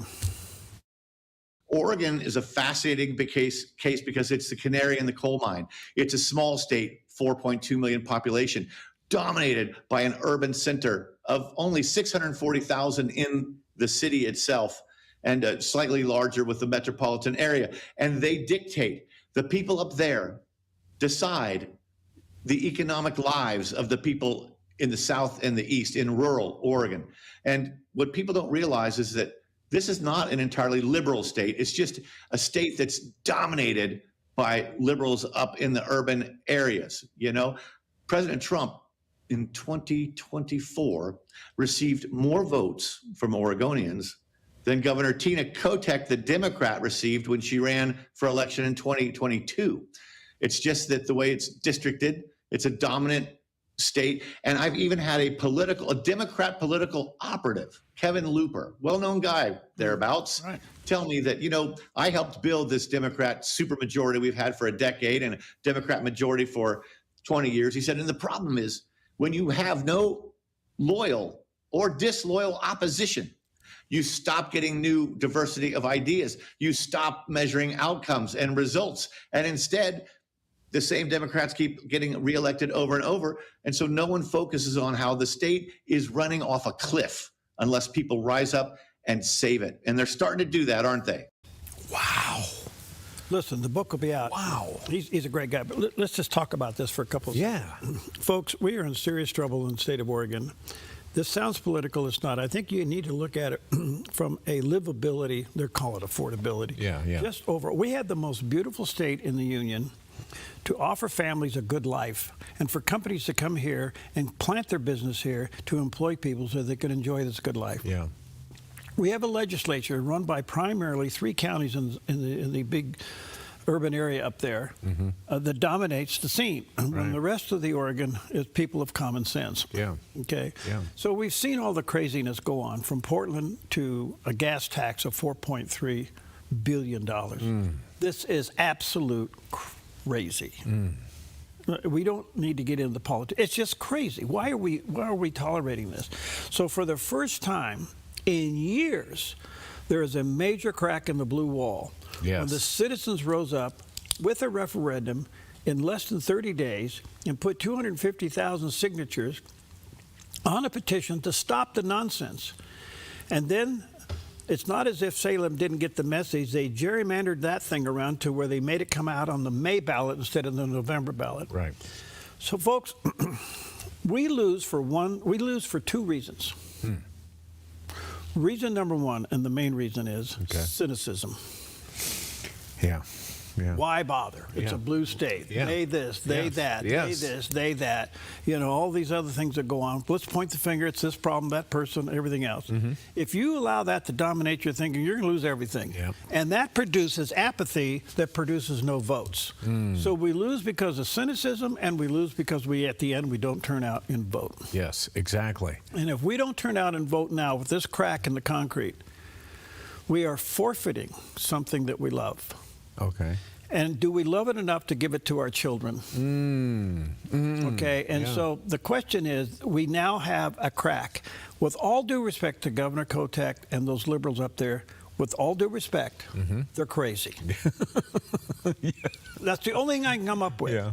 Yes. It's so nonsensical, you can't even make sense of it. Yeah. I always say you can't make sense of nonsense. Right. But he said something that stunned me there, that Donald Trump got more Oregonian votes than Tina Kotek did? Yes. Are you kidding me? So you got a governor that's she's in the top 6 worst governors in the country. Yes. Now I know why you call the top 6 the worst. I don't know why we're not okay, reversing bottom that, putting it 6. on the bottom. Okay, yeah. But here's the deal. I don't wish ill of anybody, and politics is ugly, and can get a little bloody at times. Yeah. The bottom line is we no longer can afford this nonsense. We're not benefiting from it.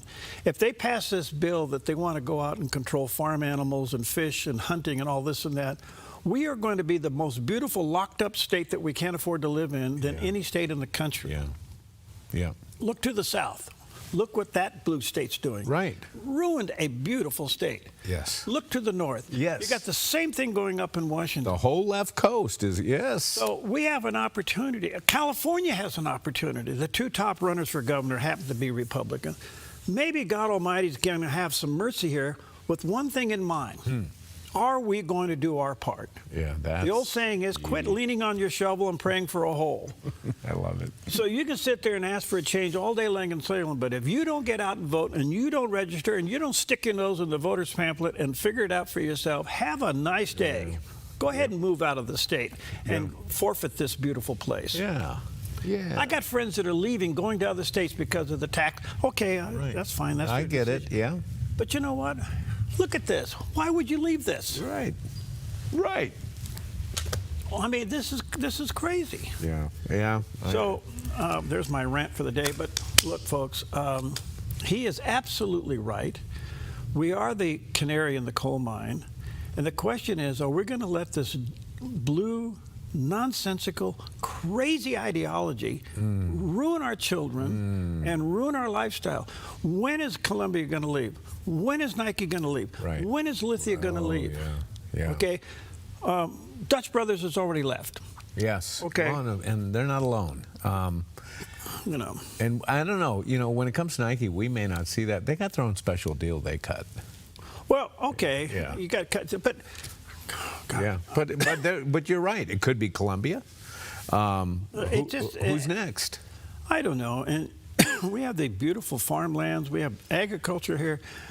I don't know. I sit on a couple of committees, and you sit here and you watch people fly over the state and kind of go, yeah, we'd love to be there, but. And I just think that this nonsense has got to stop. Now, if you want to get very conspiratorial over it, I guess you can.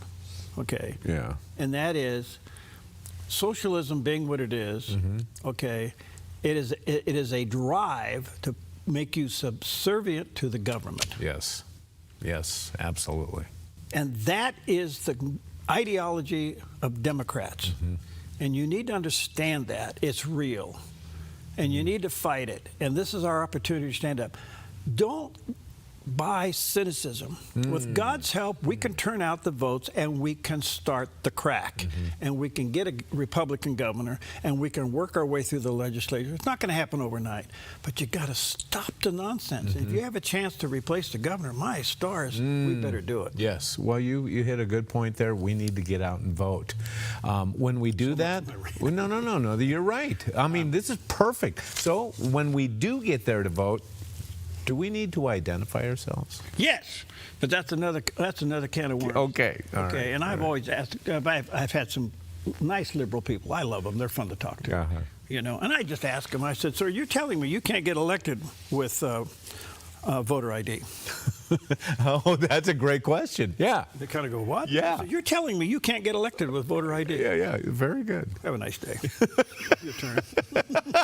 We need to go to a break. Are we? Yeah. No, we're not. Oh, no, I take it back. Now I'm lost. Well, you should be.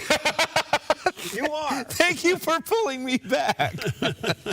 And this is actually quite good, you know, especially when we talk about Oregon, we talk about California and Washington. We're big agricultural producers here. Yes. And that's part of the give and take, too. Yeah. You know, we got kind of a government tug-of-war going on with ranchers and farmers and growers, and so we're always interested in these things. But here's an interesting development. A simple rinse could change the way we clean and store our fruit. Check this out. Wow. Scientists at the University of British Columbia have developed a natural biodegradable wash that not only removes pesticides, but also helps produce last longer.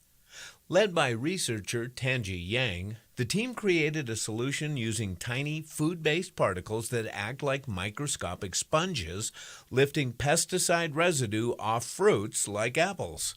In tests, it removed up to 94% of residue, far more effective than water or even baking soda. But here's where it gets really interesting. The same process can add a thin, edible coating, a kind of a second skin that helps fruit stay fresher longer by slowing browning and moisture loss. In some cases, grapes stayed plump for over 2 weeks. Researchers say the solution could be affordable and even adapted for home use one day. A small innovation that could mean safer food, less waste, and fruit that actually lasts. How about that? Well, yeah. So I'm not sure what the makeup of that rinse is, but it looked. You know, if they're developing something to clean your fruit, you would expect it to be something that is clean for us to consume. Yeah. Well, they better test it all the way through. Yeah. Don't do it like they did the COVID vaccine. Oh man. You know, come on. Did they test that at all? About a week. I don't know. That was such a unbelievable mess. What a debacle, yeah. But, you know, this is cool because, by the way, since I'm on a short rant, let me just add one. Why don't we just give agriculture back to our American farmers? Why are we importing food from all over the world? Yeah, that's a huge question. Why are we putting farmers out of business in this? And are we selling farmland to the Chinese? Yeah, that's another thing. That's another thing. We can just get going. Oh, we're just having a fun time today. Yes. Well, we're going to go to chocolate-covered cashews. All right. Thank you with you, John chapter 16, verse 33. Jesus said, I have said these things to you that in me you may have peace. In the world you will have tribulation. Duh. But take heart. I have overcome the world. So spend some time with the Lord today, and your day will be peaceful. If you just go to work looking for it, even your coffee will be bad.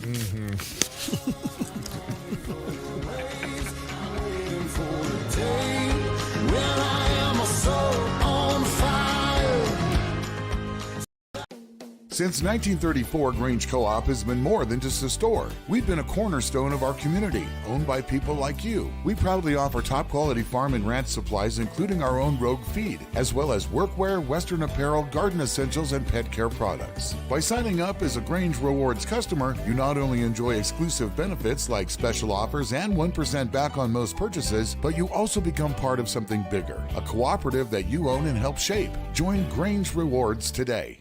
Applegate River Golf and RV Resort, a pristine 9-hole course alongside the Applegate River. Their clubhouse offers a golf simulator experience. The RV Resort is adjacent to the golf course with convenient pull-through parking. Applegate River Golf and RV Resort. Information at applegaterv.com. At Kelly's Automotive Service, being good stewards of what God has entrusted to us is at the core of our business. We believe what we do matters. Every interaction, every transaction is another opportunity to bring Christ's values into the marketplace.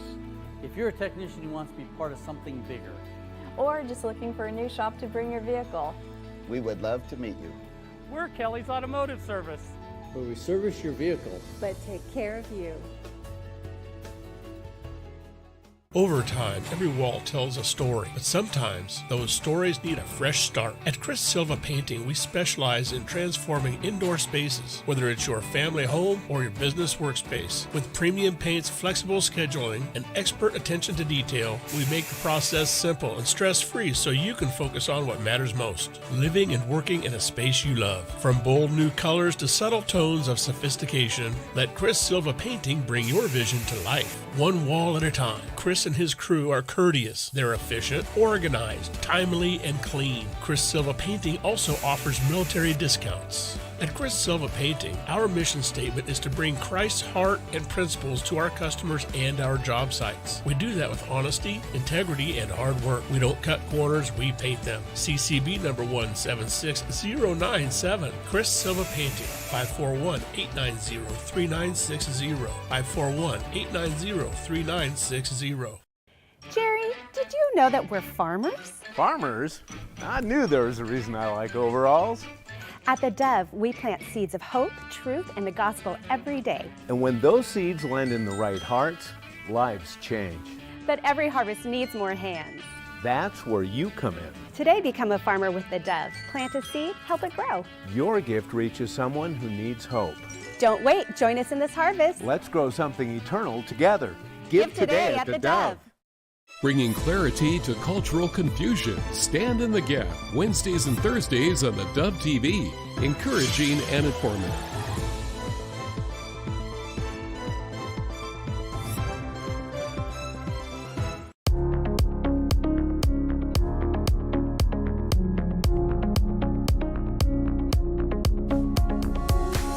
Welcome to Focus Today. I'm your host, Perry Atkinson, and I'm always honored, and I mean that sincerely, when we have time to sit down with Kenneth Abramowitz. And he can be anywhere, but he gives us time when we call.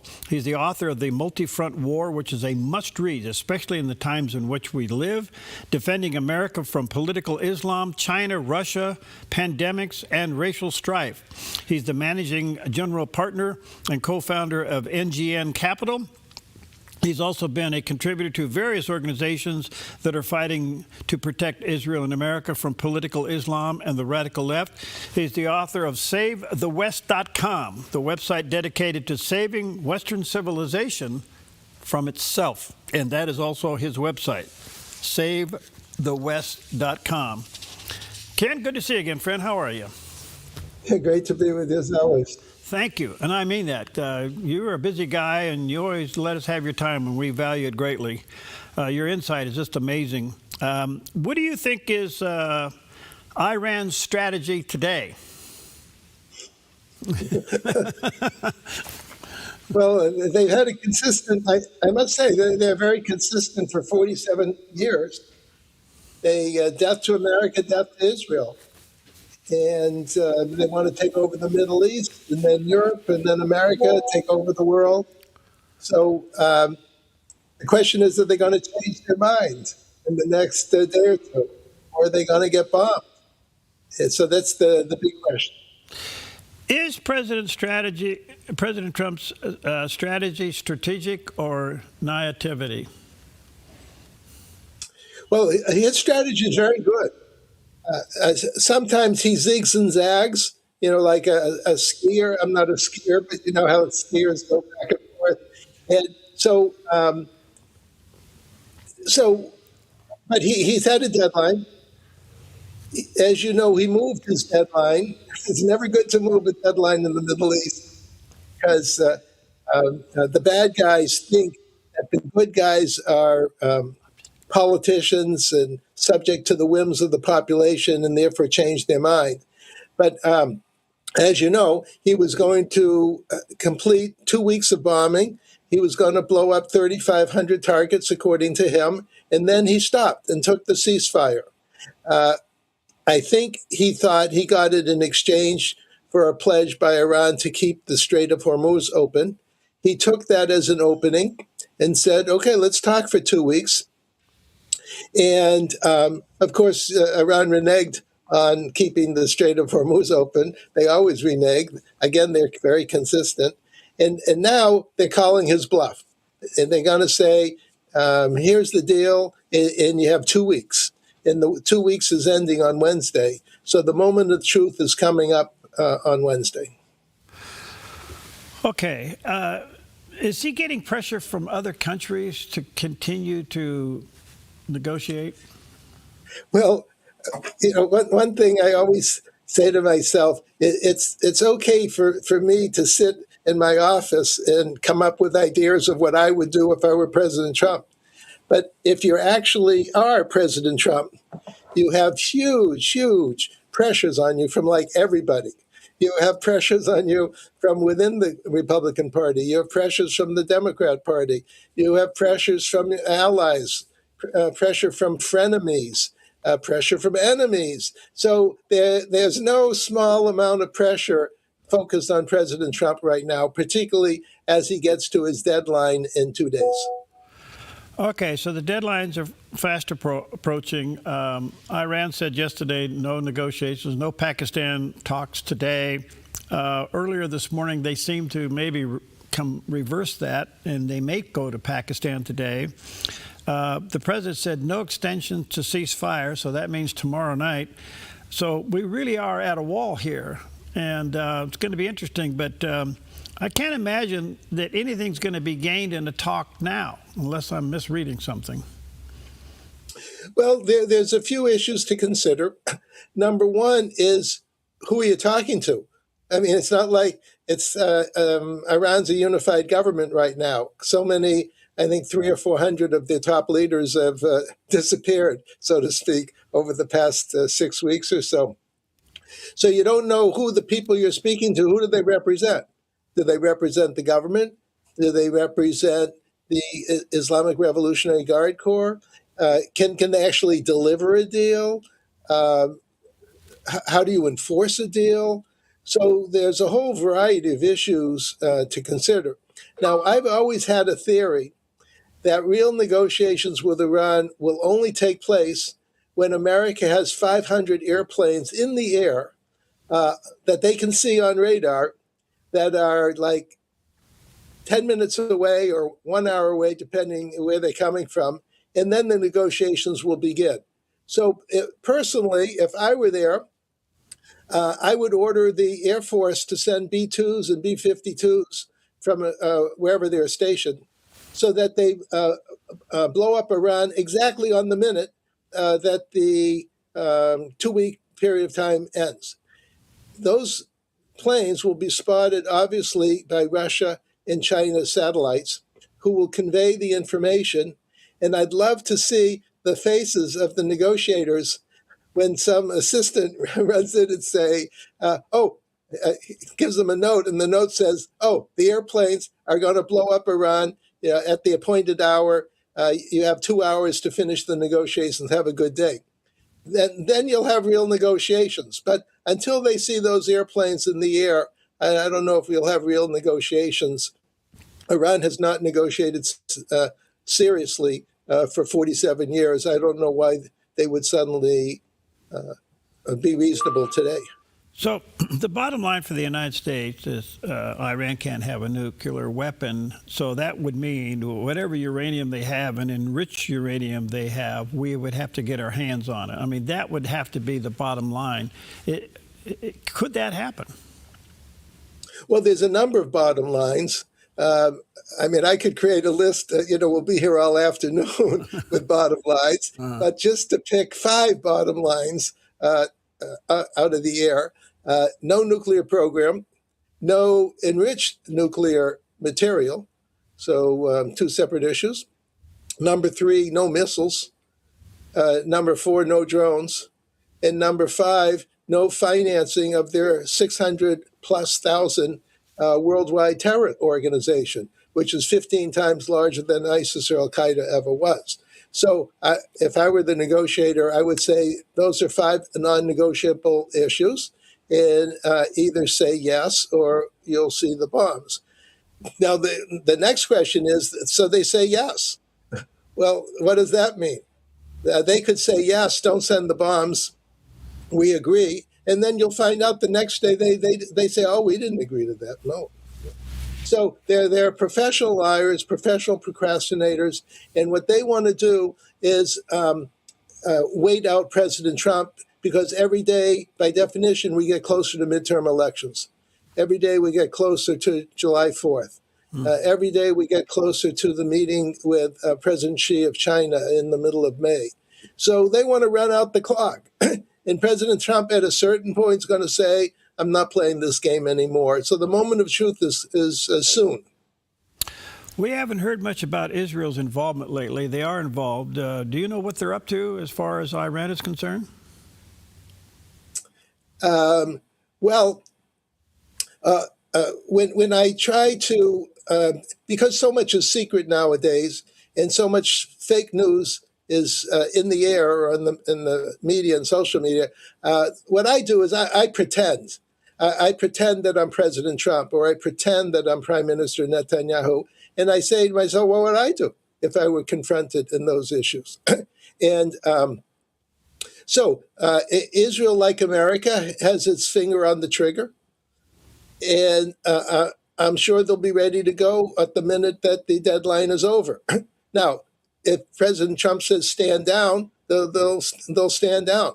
But I'm sure they're loading up the bombs, fueling up the planes, and telling the pilots to rest, plus giving them the coordinates and practicing and all those things. So, America and Israel dropped about the same number of bombs, each over 12 or 13,000. Many people think that America did 98% of the work and Israel did 2% of the work. Well, in round numbers, Israel did 50% of the work. Little Israel, with 10 million people, did the work of a country with 350 million people. So it's just incredible what the Israeli Air Force and intelligence did. What's your take on the cargo ship that was seized? They put a hole into the engine room. They seize the ship. They get on board. They find out there's a lot of soldiers on board. They track the history of that ship. It's been all throughout China. What's it telling you? Well, I'm very, very proud of the Navy. Very proud of their ability to make a very fast decision. And, decisions like that can often be made in seconds. And I saw a YouTube that said they identified a Russian electronic warfare module, which could blanket communications throughout the Strait of Hormuz. And it was something like $1 billion. And the Air Force found it, and the intelligence people found it, and they made an example, blew a nice little hole that didn't destroy the ship, called the people to leave the engine room, which, what kind of armies do that? I mean, Israel does stuff like that, but no normal army would call anybody. They would just blow the people up. And so I thought that was great. So I think America just has to keep being consistent. Every ship that tries to go past American ships has to be boarded. Any of these, what they call the ghost fleet, that Iran has a variety of, 50 ships that have a lot of oil floating around. One by one, the Marines have to jump on them and stop them. Essentially, there's a complete blockade of Iran. Let them have basically no more resources other than their reserves, and we have to starve them into surrender. It's not a nice thing to say, but that's basically what we have to do. Ken, there's something about the Straits I don't quite get. It seems to me, with all the intelligence and our military power, why we haven't taken full control of the Strait. Do you have any idea why that hasn't happened? Well, it's a big strait. There's a little piece of it that's always in the news, the 20 miles or so exactly at the Strait of Hormuz. But before the strait and after the strait, there's, 1,000 miles of waterway. So I think we have 13 ships, if I remember, from the internet. So, for 1,000 miles of coast, that's not a lot. And Iran has many tricks up their sleeve. They have their tankers. They also have small boats that go like 50, 60, 70 miles an hour. They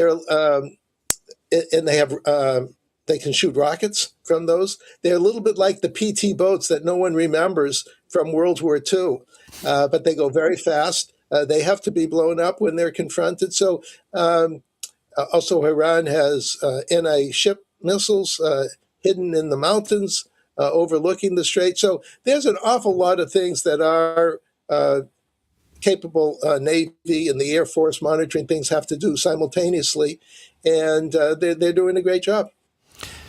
In the meantime, if the ceasefire expires and no deal is made within the next few hours, the president basically said, then we're going to take out bridges and power plants. I would assume that there's a strategy behind that. I mean, they're going to take out certain ones first, or is that just being too naive? Well, with President Trump, many times he says some things that he purposely means and he purposely doesn't mean. So you're always scratching your head. Does he really mean to do that, or is he just saying it for a negotiating position? So you never really know. But we do know a few things. We do know that just before the ceasefire, American and Israeli planes blew up the trains in Iran. And I read on or watched on some YouTube that there were 8 important junctions where the trains intersect with each other, like a subway system. And they blew up those intersections so that Iran could not move soldiers and armaments around the country. So now I'm sure in the last 2 weeks they tried to repair those. So those 8 nodes have to be blown up again. Key bridges have to be blown up so that they can't move soldiers and armaments around the country.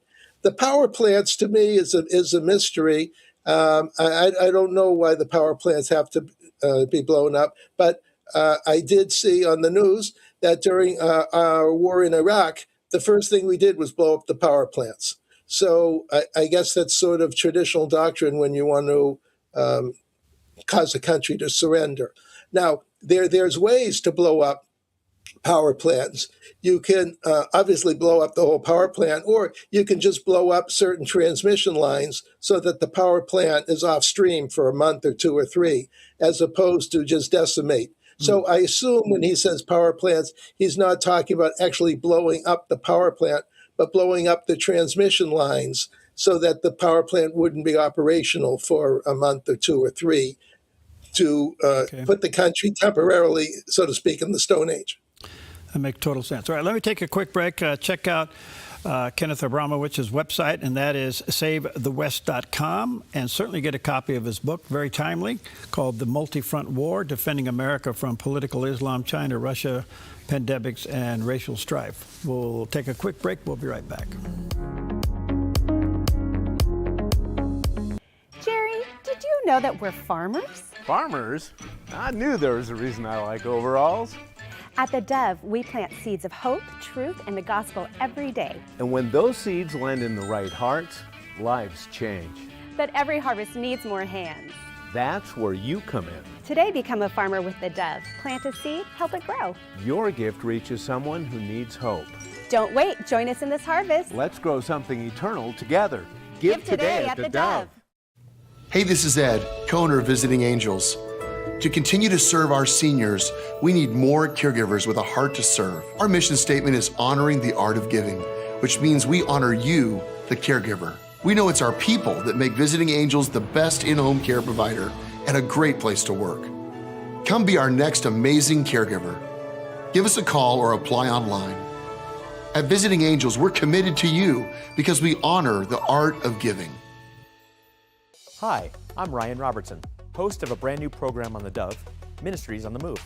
Ministries on the Move spotlights the incredible work of how God is using everyday people and organizations, putting their faith into action, serving the hurting, strengthening families, and sharing the hope of the gospel in practical ways. Be inspired and discover these Ministries on the Move. Tuesdays and Thursdays at 4 p.m., right here on theDove TV. Encouraging and informative. More at thedove.us. Wasn't our tree, but it was in our kitchen. She came early, out of town and out of network. If you have an insurance problem, the Oregon Division of Financial Regulation can help you navigate next steps. We got advice and filed an appeal. Our insurance company reprocessed the claim and paid for her delivery. It turned out our insurance had to cover it. But we got our house back. Click or call for the free help you need.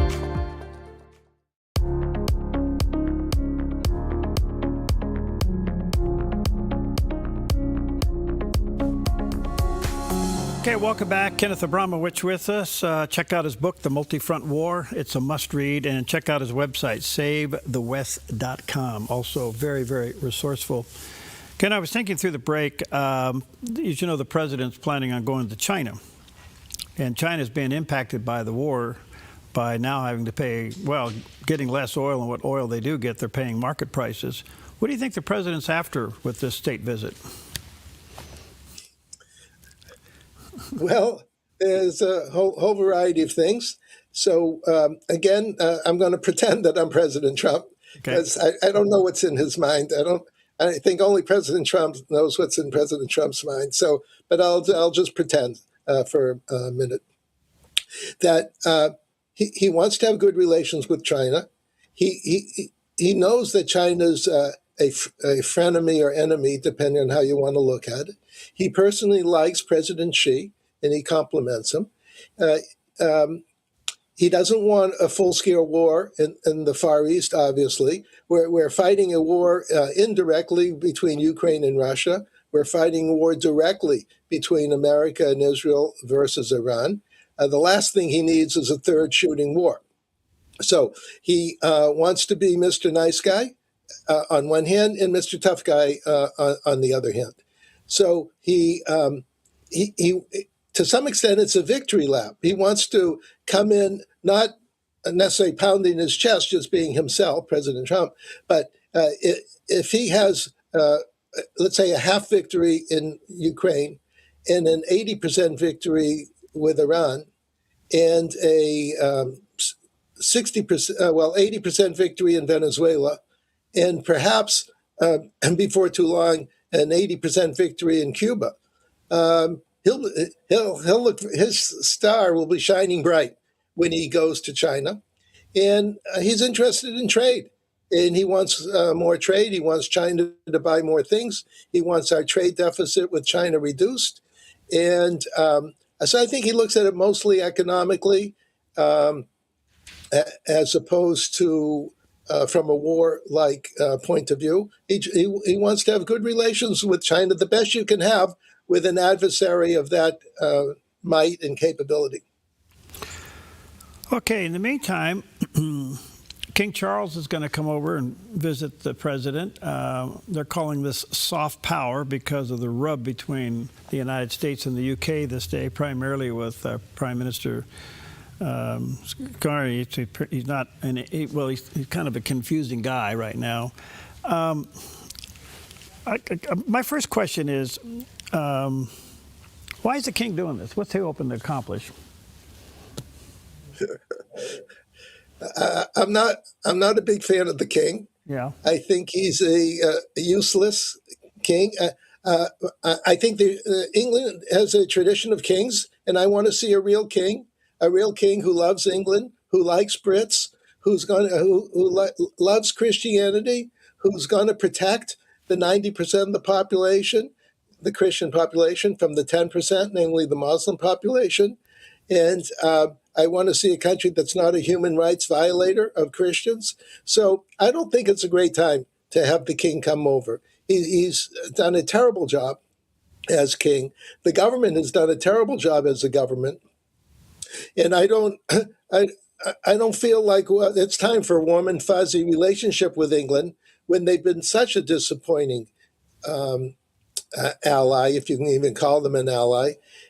So I wouldn't do it. But the guess as to why they're doing it is because we're theoretically great friends with England. We respect them. They respect us. We're all Anglos together. The English-speaking people have led the world in creating Western civilization, Judeo-Christian culture. So maybe it's more of a celebration before July 4th of just traditional allies maybe trying to repair relationships. But I'd like to see real change. in the heart and the mind of the king and real change in the government. So I would be have a tough line if I were President Trump, not just a state dinner and isn't everything wonderful, because it's not wonderful. Well, that was my next question. Has the UK been compromised? Are they so, and I say this with a broken heart, are they so corrupt that they can't see what they're doing to themselves? Yes, yes, yes, yes. And it's very sad to watch England self-destruct in front of our eyes. Remember, we're all the children, so to speak, of England. England was our parent till we had a divorce 250 years ago, which we're going to be celebrating in just a few months. And England is not doing its job. It's, as I said, it's not protecting Christians, and it's not protecting the Anglo world. It's not protecting Europe. It's basically a failed state. I think the government is so corrupt that it's gotten money from all of its foreign enemies, I'll guess, China, Qatar, Iran, that it can't think straight anymore. And I would say to England, it doesn't have to be in the public, but behind closed doors, I would say you better get your act together. You have to close your borders starting now. You have to deport or arrest members of what I call Islamo-Nazi death cults. You can't just allow them running around and scaring everybody and raping young women. You have to do your job. And you have nuclear weapons. The newspaper says something like a couple hundred. And we're not going to allow those nuclear weapons to be taken over by Muslims.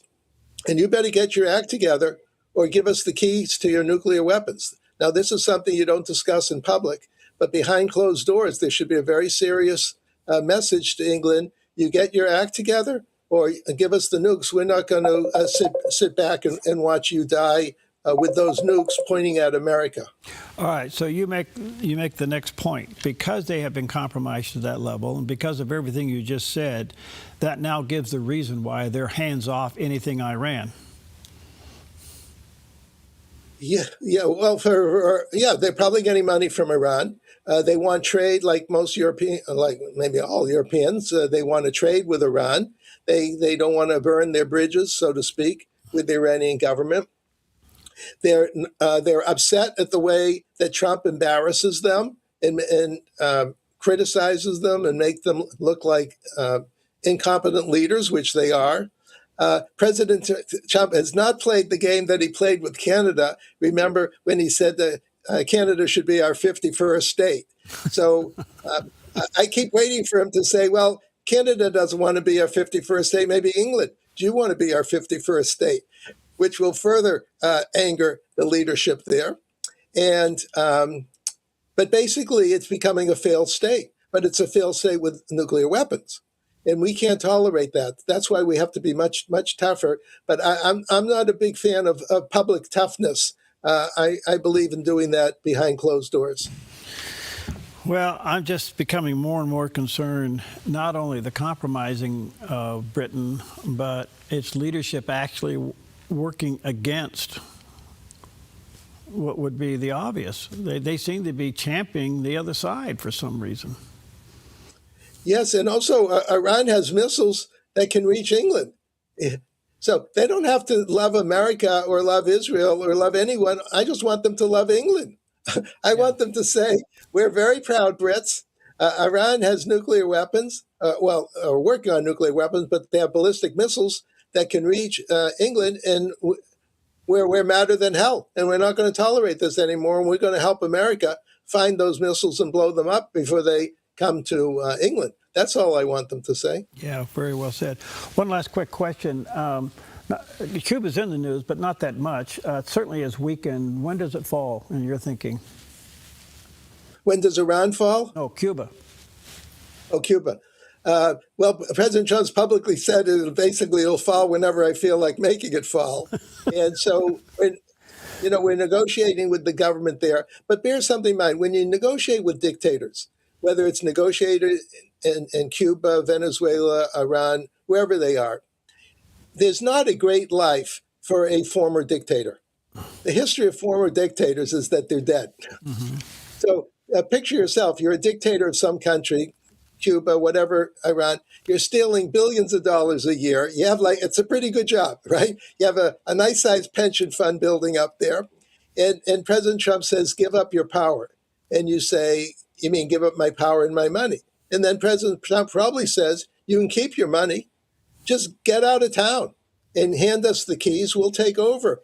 You'll save your life. You'll save your money. And give us the keys to the government, and we'll take over. That's probably what President Trump is saying to him. Wow. As you know, with Maduro, he waited too long, and he ended up in prison. That's what happens with dictators who wait too long. Yeah. Kenneth, thank you for your time. We do value it. Thank you. We call, you give us, you're so resourceful. Let me say to our viewers and listeners, check out his book called The Multi-Front War. It talks about everything we're talking about here in detail. It is a must-read. And all the resources and information that's available at his website, SaveTheWest.com. And there's a picture of that landing page. God bless you, friend. Let's stay connected. Great to be with you anytime. All right, God bless.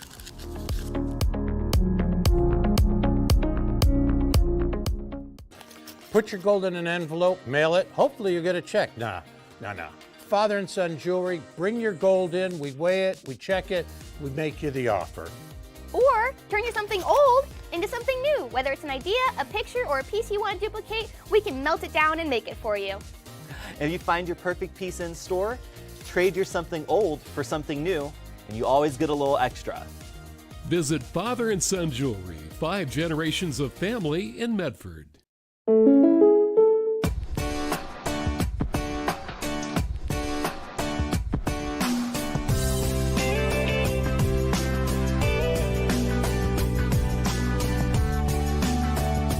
Combining your home and auto insurance could save you time and money. And who doesn't like that? When you want surprisingly great rates on auto, home, and life, call State Farm agent Rory Wold in Medford today. Like a good neighbor, State Farm is there. Do events in the world leave you confused and scratching your head? A world where up is down and down is up. I'm Perry Atkinson. Mornings on the Dove knows how you feel. We're here to offer God's hope and encouragement and to help you to sort it all out. And I'm Jerry Bilden. Mornings on the Dove alerts you to issues and events the mainstream media would rather you not know or know the truth. A lot in the news today, some movement around in the Middle East, common sense discussions on today's headlines, and rational perspective on what's really going on. That will leave you better informed and encouraged by the gospel. In this upside-down world, there's one place you can trust to get it straight. Check into Mornings on the Dove each day to find out what's really going on and to be encouraged.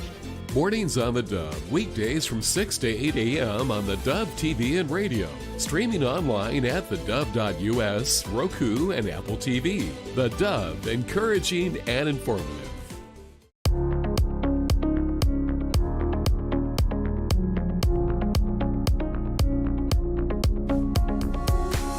Well, welcome back. One of the subjects that pops up a lot, especially during the news cycles here at the Dove, is the issue of school security. Are your schools safe? Is your church safe?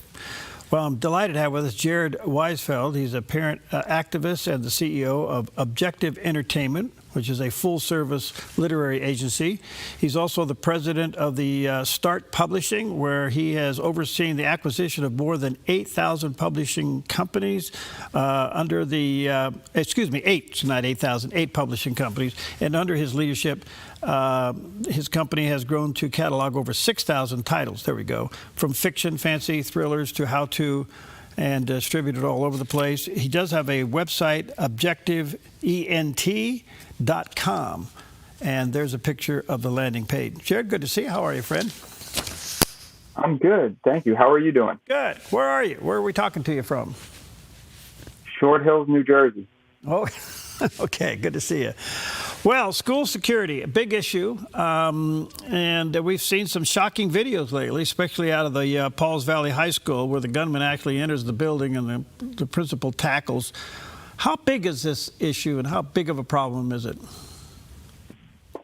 School security is a huge problem. Take that school, for instance. The principal tackled the child. There was no SRO officer inside the building at the time. The SRO officer got there a minute later. But if the principal wasn't courageous, you would have had a mass casualty event. And that's the problem we have in this country is school security. It should not be budget based. How do you put a value on a kid's life? And so something that I've been trying to get around and trying to get the word out is it's not that expensive to have school security. In our town, for example, in Berkeley Heights, to have a 303 officer, which is a retired police officer, it's about $42,000, $43,000 a year per school. So it's not expensive. And even if it was expensive, right, there's two things parents care about. One, their kids go to school and they learn, and two, they come home alive. I mean, it's very simple. And what you start to notice is when you look into these budgets of these schools, especially ours, they're very admin heavy. So it would be very easy for them to cut positions and, save children's lives by having school security. I'm also, we hear the word equity thrown around a lot. So what are things that you can control that are equitable, right? You can control, that every kid has a Chromebook in this district. Every kid gets fed in the district. Every kid has a textbook in the district. Every kid has school security in the district. What can't you control? You can't control every kid being great in math, social studies, science. That is an impossibility. But what you can control is every kid feeling safe in school and every school having a school resource officer or a security guard. I don't even understand why that's a debate in this country. It's mind-blowing to me. When you talk security, you're talking armed security, right? Correct. Is that a stumbling block for a lot of school districts? Absolutely, because parents don't want their kids to feel as though they're triggered by seeing police officers in the school, which obviously is insane. Once we teach our kids from an early age that police are there to help you and you have to respect them, just like you have to respect a doctor. You have to respect everybody in life. And once they learn that at an early age, right, there'll be a much better relationship with the police. But yes, parents get triggered, which I think is absurd. And by the way, the parents that get triggered are always the first to call 911, right? So go figure. The other part of this problem, Jared, is, and I'll just give you an idea of what's happening here in Oregon. They just passed some laws that if ICE is in the neighborhood, they are to alarm the students and their parents. What does that tell you? You mean alarm or, well, hey, look, if you have any law enforcement that's there to protect children from whatever instance, and by the way, not just children, teachers and admin, that's a good thing. I don't think anybody should be afraid. If you didn't do anything wrong, right, like, you shouldn't be afraid. If you did something wrong, then, like, you got to face the consequence. Okay, the other thing is a lot of these school shootings are done by students. And are faculty and staff trained to look for disturbed students? No, not necessarily. They're not really part of a threat assessment.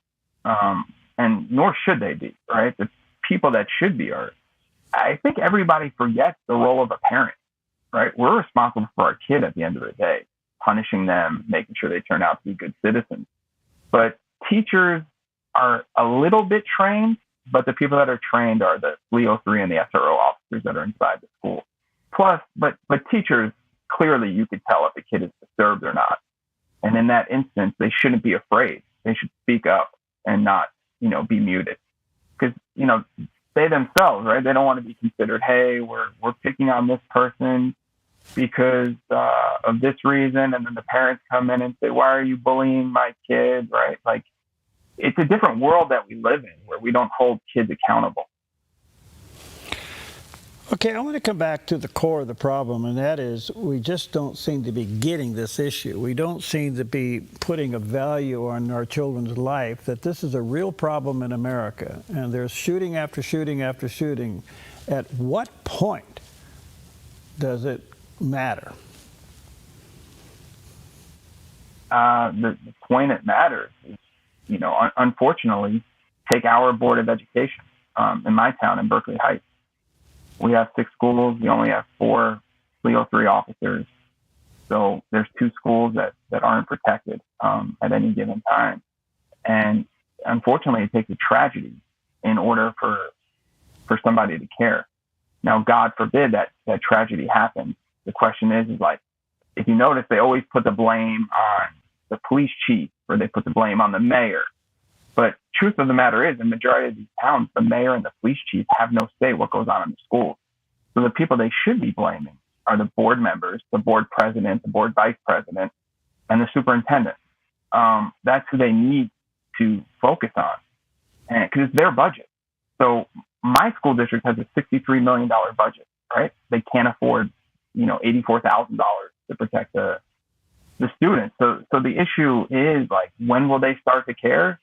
I think the real solution is you cut off federal aid and you cut off state aid to any school that doesn't have a 303 or SRO officer inside of it.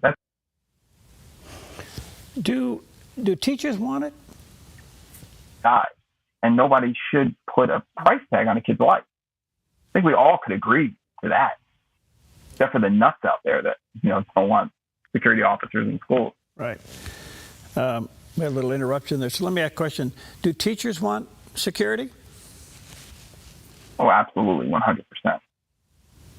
So they want to go home to their families too. Yeah, I was going to say, where's their voice in this? Well, I don't know what the position of the teachers union is. They'll defer to the school district and say, hey, you have a budget of this.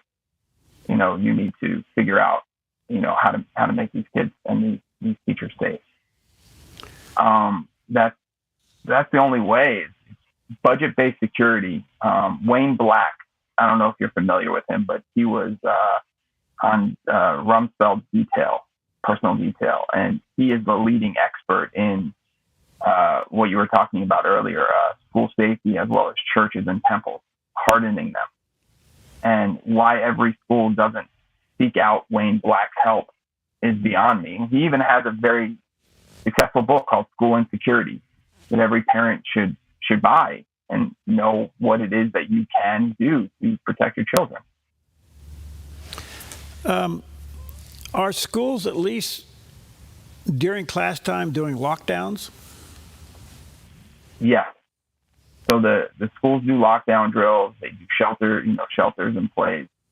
And, they could be a little bit better. There's a program called Safer Watch, which is an app where you could literally teachers could lock down the school from anywhere by pushing a button to make it more secure. But schools don't necessarily want to use programs or apps because they feel as though it's an invasion of privacy. I've seen now where some schools are inviting police officers to park out front in their car. Some are actually leaving their car there. In other words, they're like decoys. They're just an empty police car in front of the school. But it does send it does send a message. Are you seeing that starting to develop? Yeah. So typically what you're starting to see now is when a police officer is writing a parking ticket or like a police report or whatever it may be, they typically are doing them now in school parking lots to show that there's a presence of security at the school, which makes a lot of sense. So if parents are wanting to increase security at their school, what should they do? They should go to board meetings. They should reach out to their congressmen. They should reach out to the state. They should reach out to anybody that they feel as though that can help them. And it's really an unfortunate situation that we're even having this conversation about how to get security officers in schools, considering that there's hundreds of school shootings a year. A lot of them you just never hear about. So, you got to go to board meetings. You got to do what it is that you have to do in order to make your children safe. I don't necessarily, the easy way out is to homeschool your kid, but is that really the answer, to take your kid away from, the social environment because the school's not doing their job in protecting children. I believe that, every person, no matter what their age, in this country should feel safe. Are schools having information rallies with students themselves on security awareness? So they do have lead programs. It's not like when we were growing up, you would play kickball with the police officers, and the police officers would be very active in your life. It's not like that anymore. In our town, it is, because the police officers are like part of the community. But in a lot of towns, like for example, the police in our district have to be invited in, but the police separately have things in which kids can come over there and feel comfortable with the police. Our district is not very pro-police, in my opinion, especially our Board of Education. They're afraid of pushback from families. So if they were concerned, right, every school would have a security officer or Leo 3 officer armed. But, that's the problem. We have to voice it to our leaders. And at the same time, if the school's not doing it, right, maybe bring your kid to the police station and have the police station talk to your kids about school safety and whatnot. I mean, do you remember the kid DJ from the State of the Union last year, the young boy who had brain cancer and spinal cord cancer? Right. I mean, he loves police officers because during Hurricane Harvey, he got removed from his house. His house was flooded. And so police officers, while they were in the shelter, gave him pizza. Ever since then, he's wanted to be a police officer, which is a great thing. So he's been deputized, I think, over 4,500 times. So if a 13-year-old kid understands the safety that we need to protect people with, I don't understand why, grown people don't have the same opinion. What about the effect of an unarmed security officer? I mean, that's something, isn't it? It's better than nothing. It's a deterrent. Yes. I think any security that's inside the school, clearly you want them to be armed. But if they're like 9th degree black belts, that'll suffice too. But anybody in the building that's trained in de-escalation, as well as, security and making sure that kids are safe. And let's just say it saves a minute. Let's just say that security guard that's not armed saves a minute. And in that minute, the police are able to get to the school. So, that helps, right? Alyssa's law, that helps.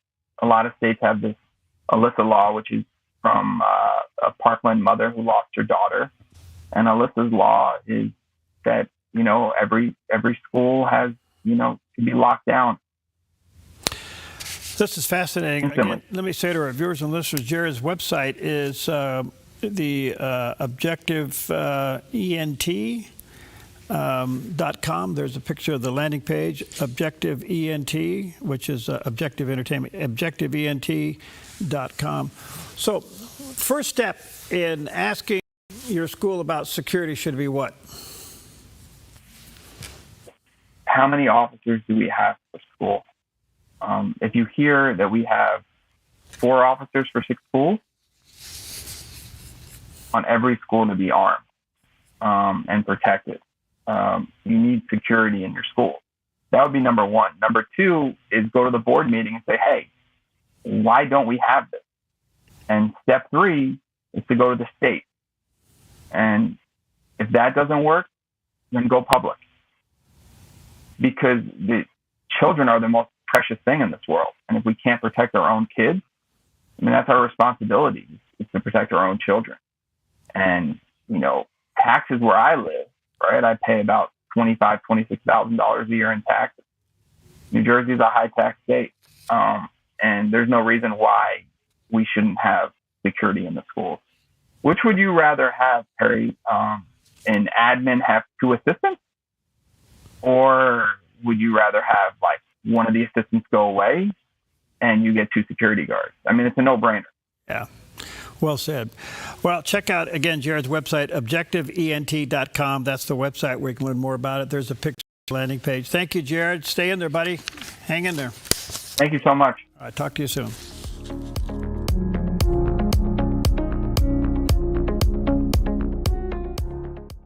When technology slows you down, your business and your life feels it. That's where Rogue Tech Pros comes in. We provide business technology services, managed IT services, and custom phone systems for businesses and homes. Our award-winning team takes time to understand your unique needs and builds a customized plan to keep your systems running smoothly so you can focus on growing your business while we handle the IT headaches. Find us at roguetechpros.com. roguetechpros.com. We keep IT simple. In a time when our culture faces unprecedented challenges, I want to talk about the role of a Christian even in a hostile culture.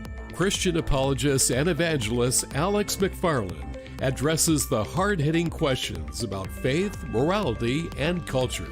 People are hungry for truth, and we've got to rise to the challenge of our assignment as the church. Know your faith better to be equipped to defend it in a world searching for answers. But when you put the face of like an earthly man on God, then you're never going to understand who God is. God takes pleasure in you, and the very sight of you is joy and blessing. Alex McFarland, inspiring believers through apologetics to boldly stand for truth in a critical time. Catch him Tuesday, Saturday, and Sunday on the Dove TV, encouraging and informative. More at thedove.us. Mornings on the Dove covers issues affecting you.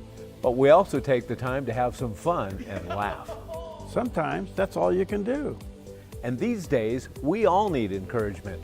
Count on Mornings on the Dove to deliver just that from God's Word. Along with the day's forecast and interesting stories from Jerry's historical archives. So start your day with encouragement and information. Join us for Mornings on the Dove.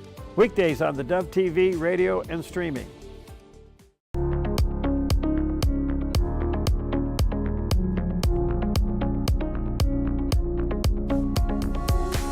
Well, welcome back. I just wanted to take a few moments before the end of the program today to say again thank you for your support of the Dove and all the things that we're doing here through broadcasting with radio and television, digital broadcasting through the printed word. We're coming to the end of our spring boost where we've asked you to prayerfully consider supporting the Dove if you've never done so, and if you have, thank you. We're about, as of late yesterday, and a rough figure here, but we're about 84% of the goal we've set for this. So we got about another week to go, and we'll see. Right now, we're on track to meet that goal. And so many of you have already responded. I just want to say thank you, really thank you. You're making a big difference. We had a very challenging first quarter, unlike we've seen in many, many years. And I think that's primarily because of all the things going on in the world, the anxiety. High gas prices certainly is a reason for that, and we understand that. We also know that a lot of ministries, other ministries around our area and around the country and other broadcast ministries also had a very difficult first quarter. So I think we're all in this together. We understand it. We're not asking you to do anything other than what the Lord would lead you to do. But what we're doing here at the Dove and reaching so many people with the gospel is a reach that we never thought possible. And the Lord is using the Dove in mighty ways to reach people through radio and television, through the printed word, our word for you today, devotional. I have one right here. There it is, right there. And we print literally thousands of these in our immediate area, but millions around the world. So when you support the Dove, you're part of that. You're part of helping us get the word out. And the result now in the impact of what we're seeing through media is pretty remarkable. And we're working on a lot of things to improve that. We should be launching our new website here within the next week or so. We're looking forward to that. That'll make it much easier for you to watch another program again or watch another interview again and to be a part of what we do.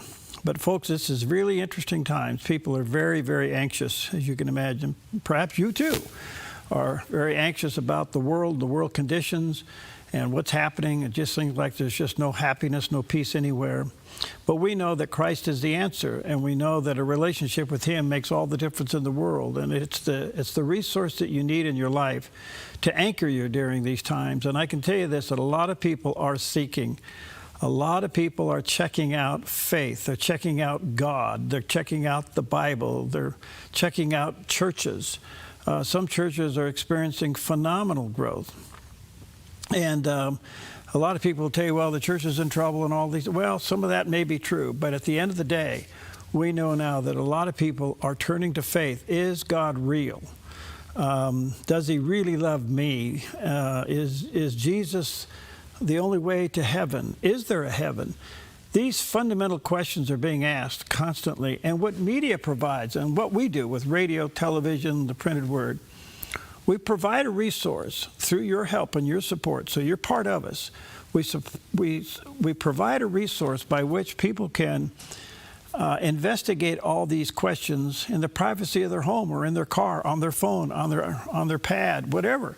They can sit down and begin to look at the programming, watch the programming, listen to the programming, and get answers to some of these questions. And I got to tell you, in reading some of our prayer requests and reading some of the response from emails and actually letters, we still get a lot of letters, believe it or not, in emails.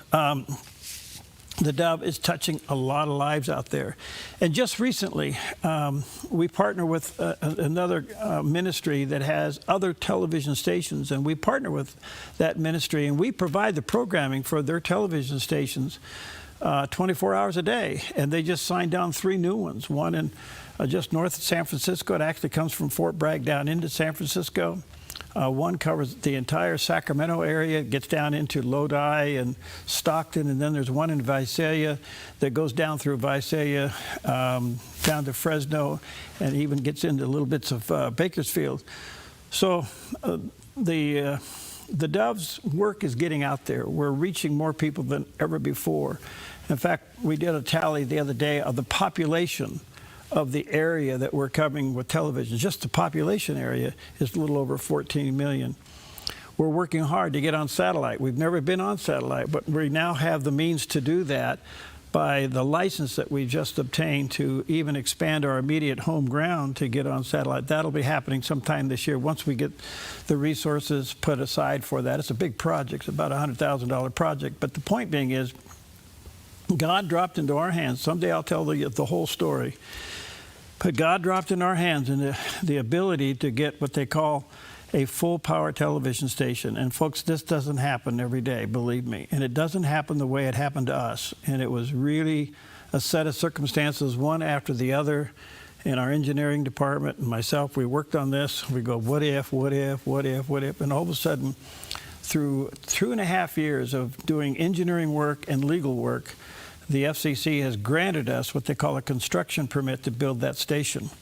So once we set aside the funds to do that, we'll be able to build another station that will be on satellite and will be, it's what they call a must carry. So the satellite companies have to carry us, and so do the cable companies. So we're doing our part to reach as many people as we can. Only God matches the content of a program at the right time with the viewer or the listeners, and then the miracle takes place. God talks to them and ministers to them and shows His love to them and helps them. So when you partner with the Dove, you're helping us do that. And so only do what the Lord leads you to do, nothing more, okay? And if you belong to your church, don't take from your church. If you're already involved in the ministry, be faithful and stay faithful to that ministry. But if the Lord's leading you to help us, you can call anytime at 541-776-5368, or you can safely and securely go online at theDove.us. You'll go to our old website, but the new one will be up here shortly. Again, call 541-776-5368, or safely and securely online at theDove.us. And again, always only do what the Lord leads you to do. So from all of us here at the Dove, thank you. Thank you. Thank you for partnering with us. We're coming out of this. We're going to be fine. God's with us. God's with you. And together we're going to reach more people and add to heaven's population. How's that? You can take it that way. So thank you so very much. God bless you.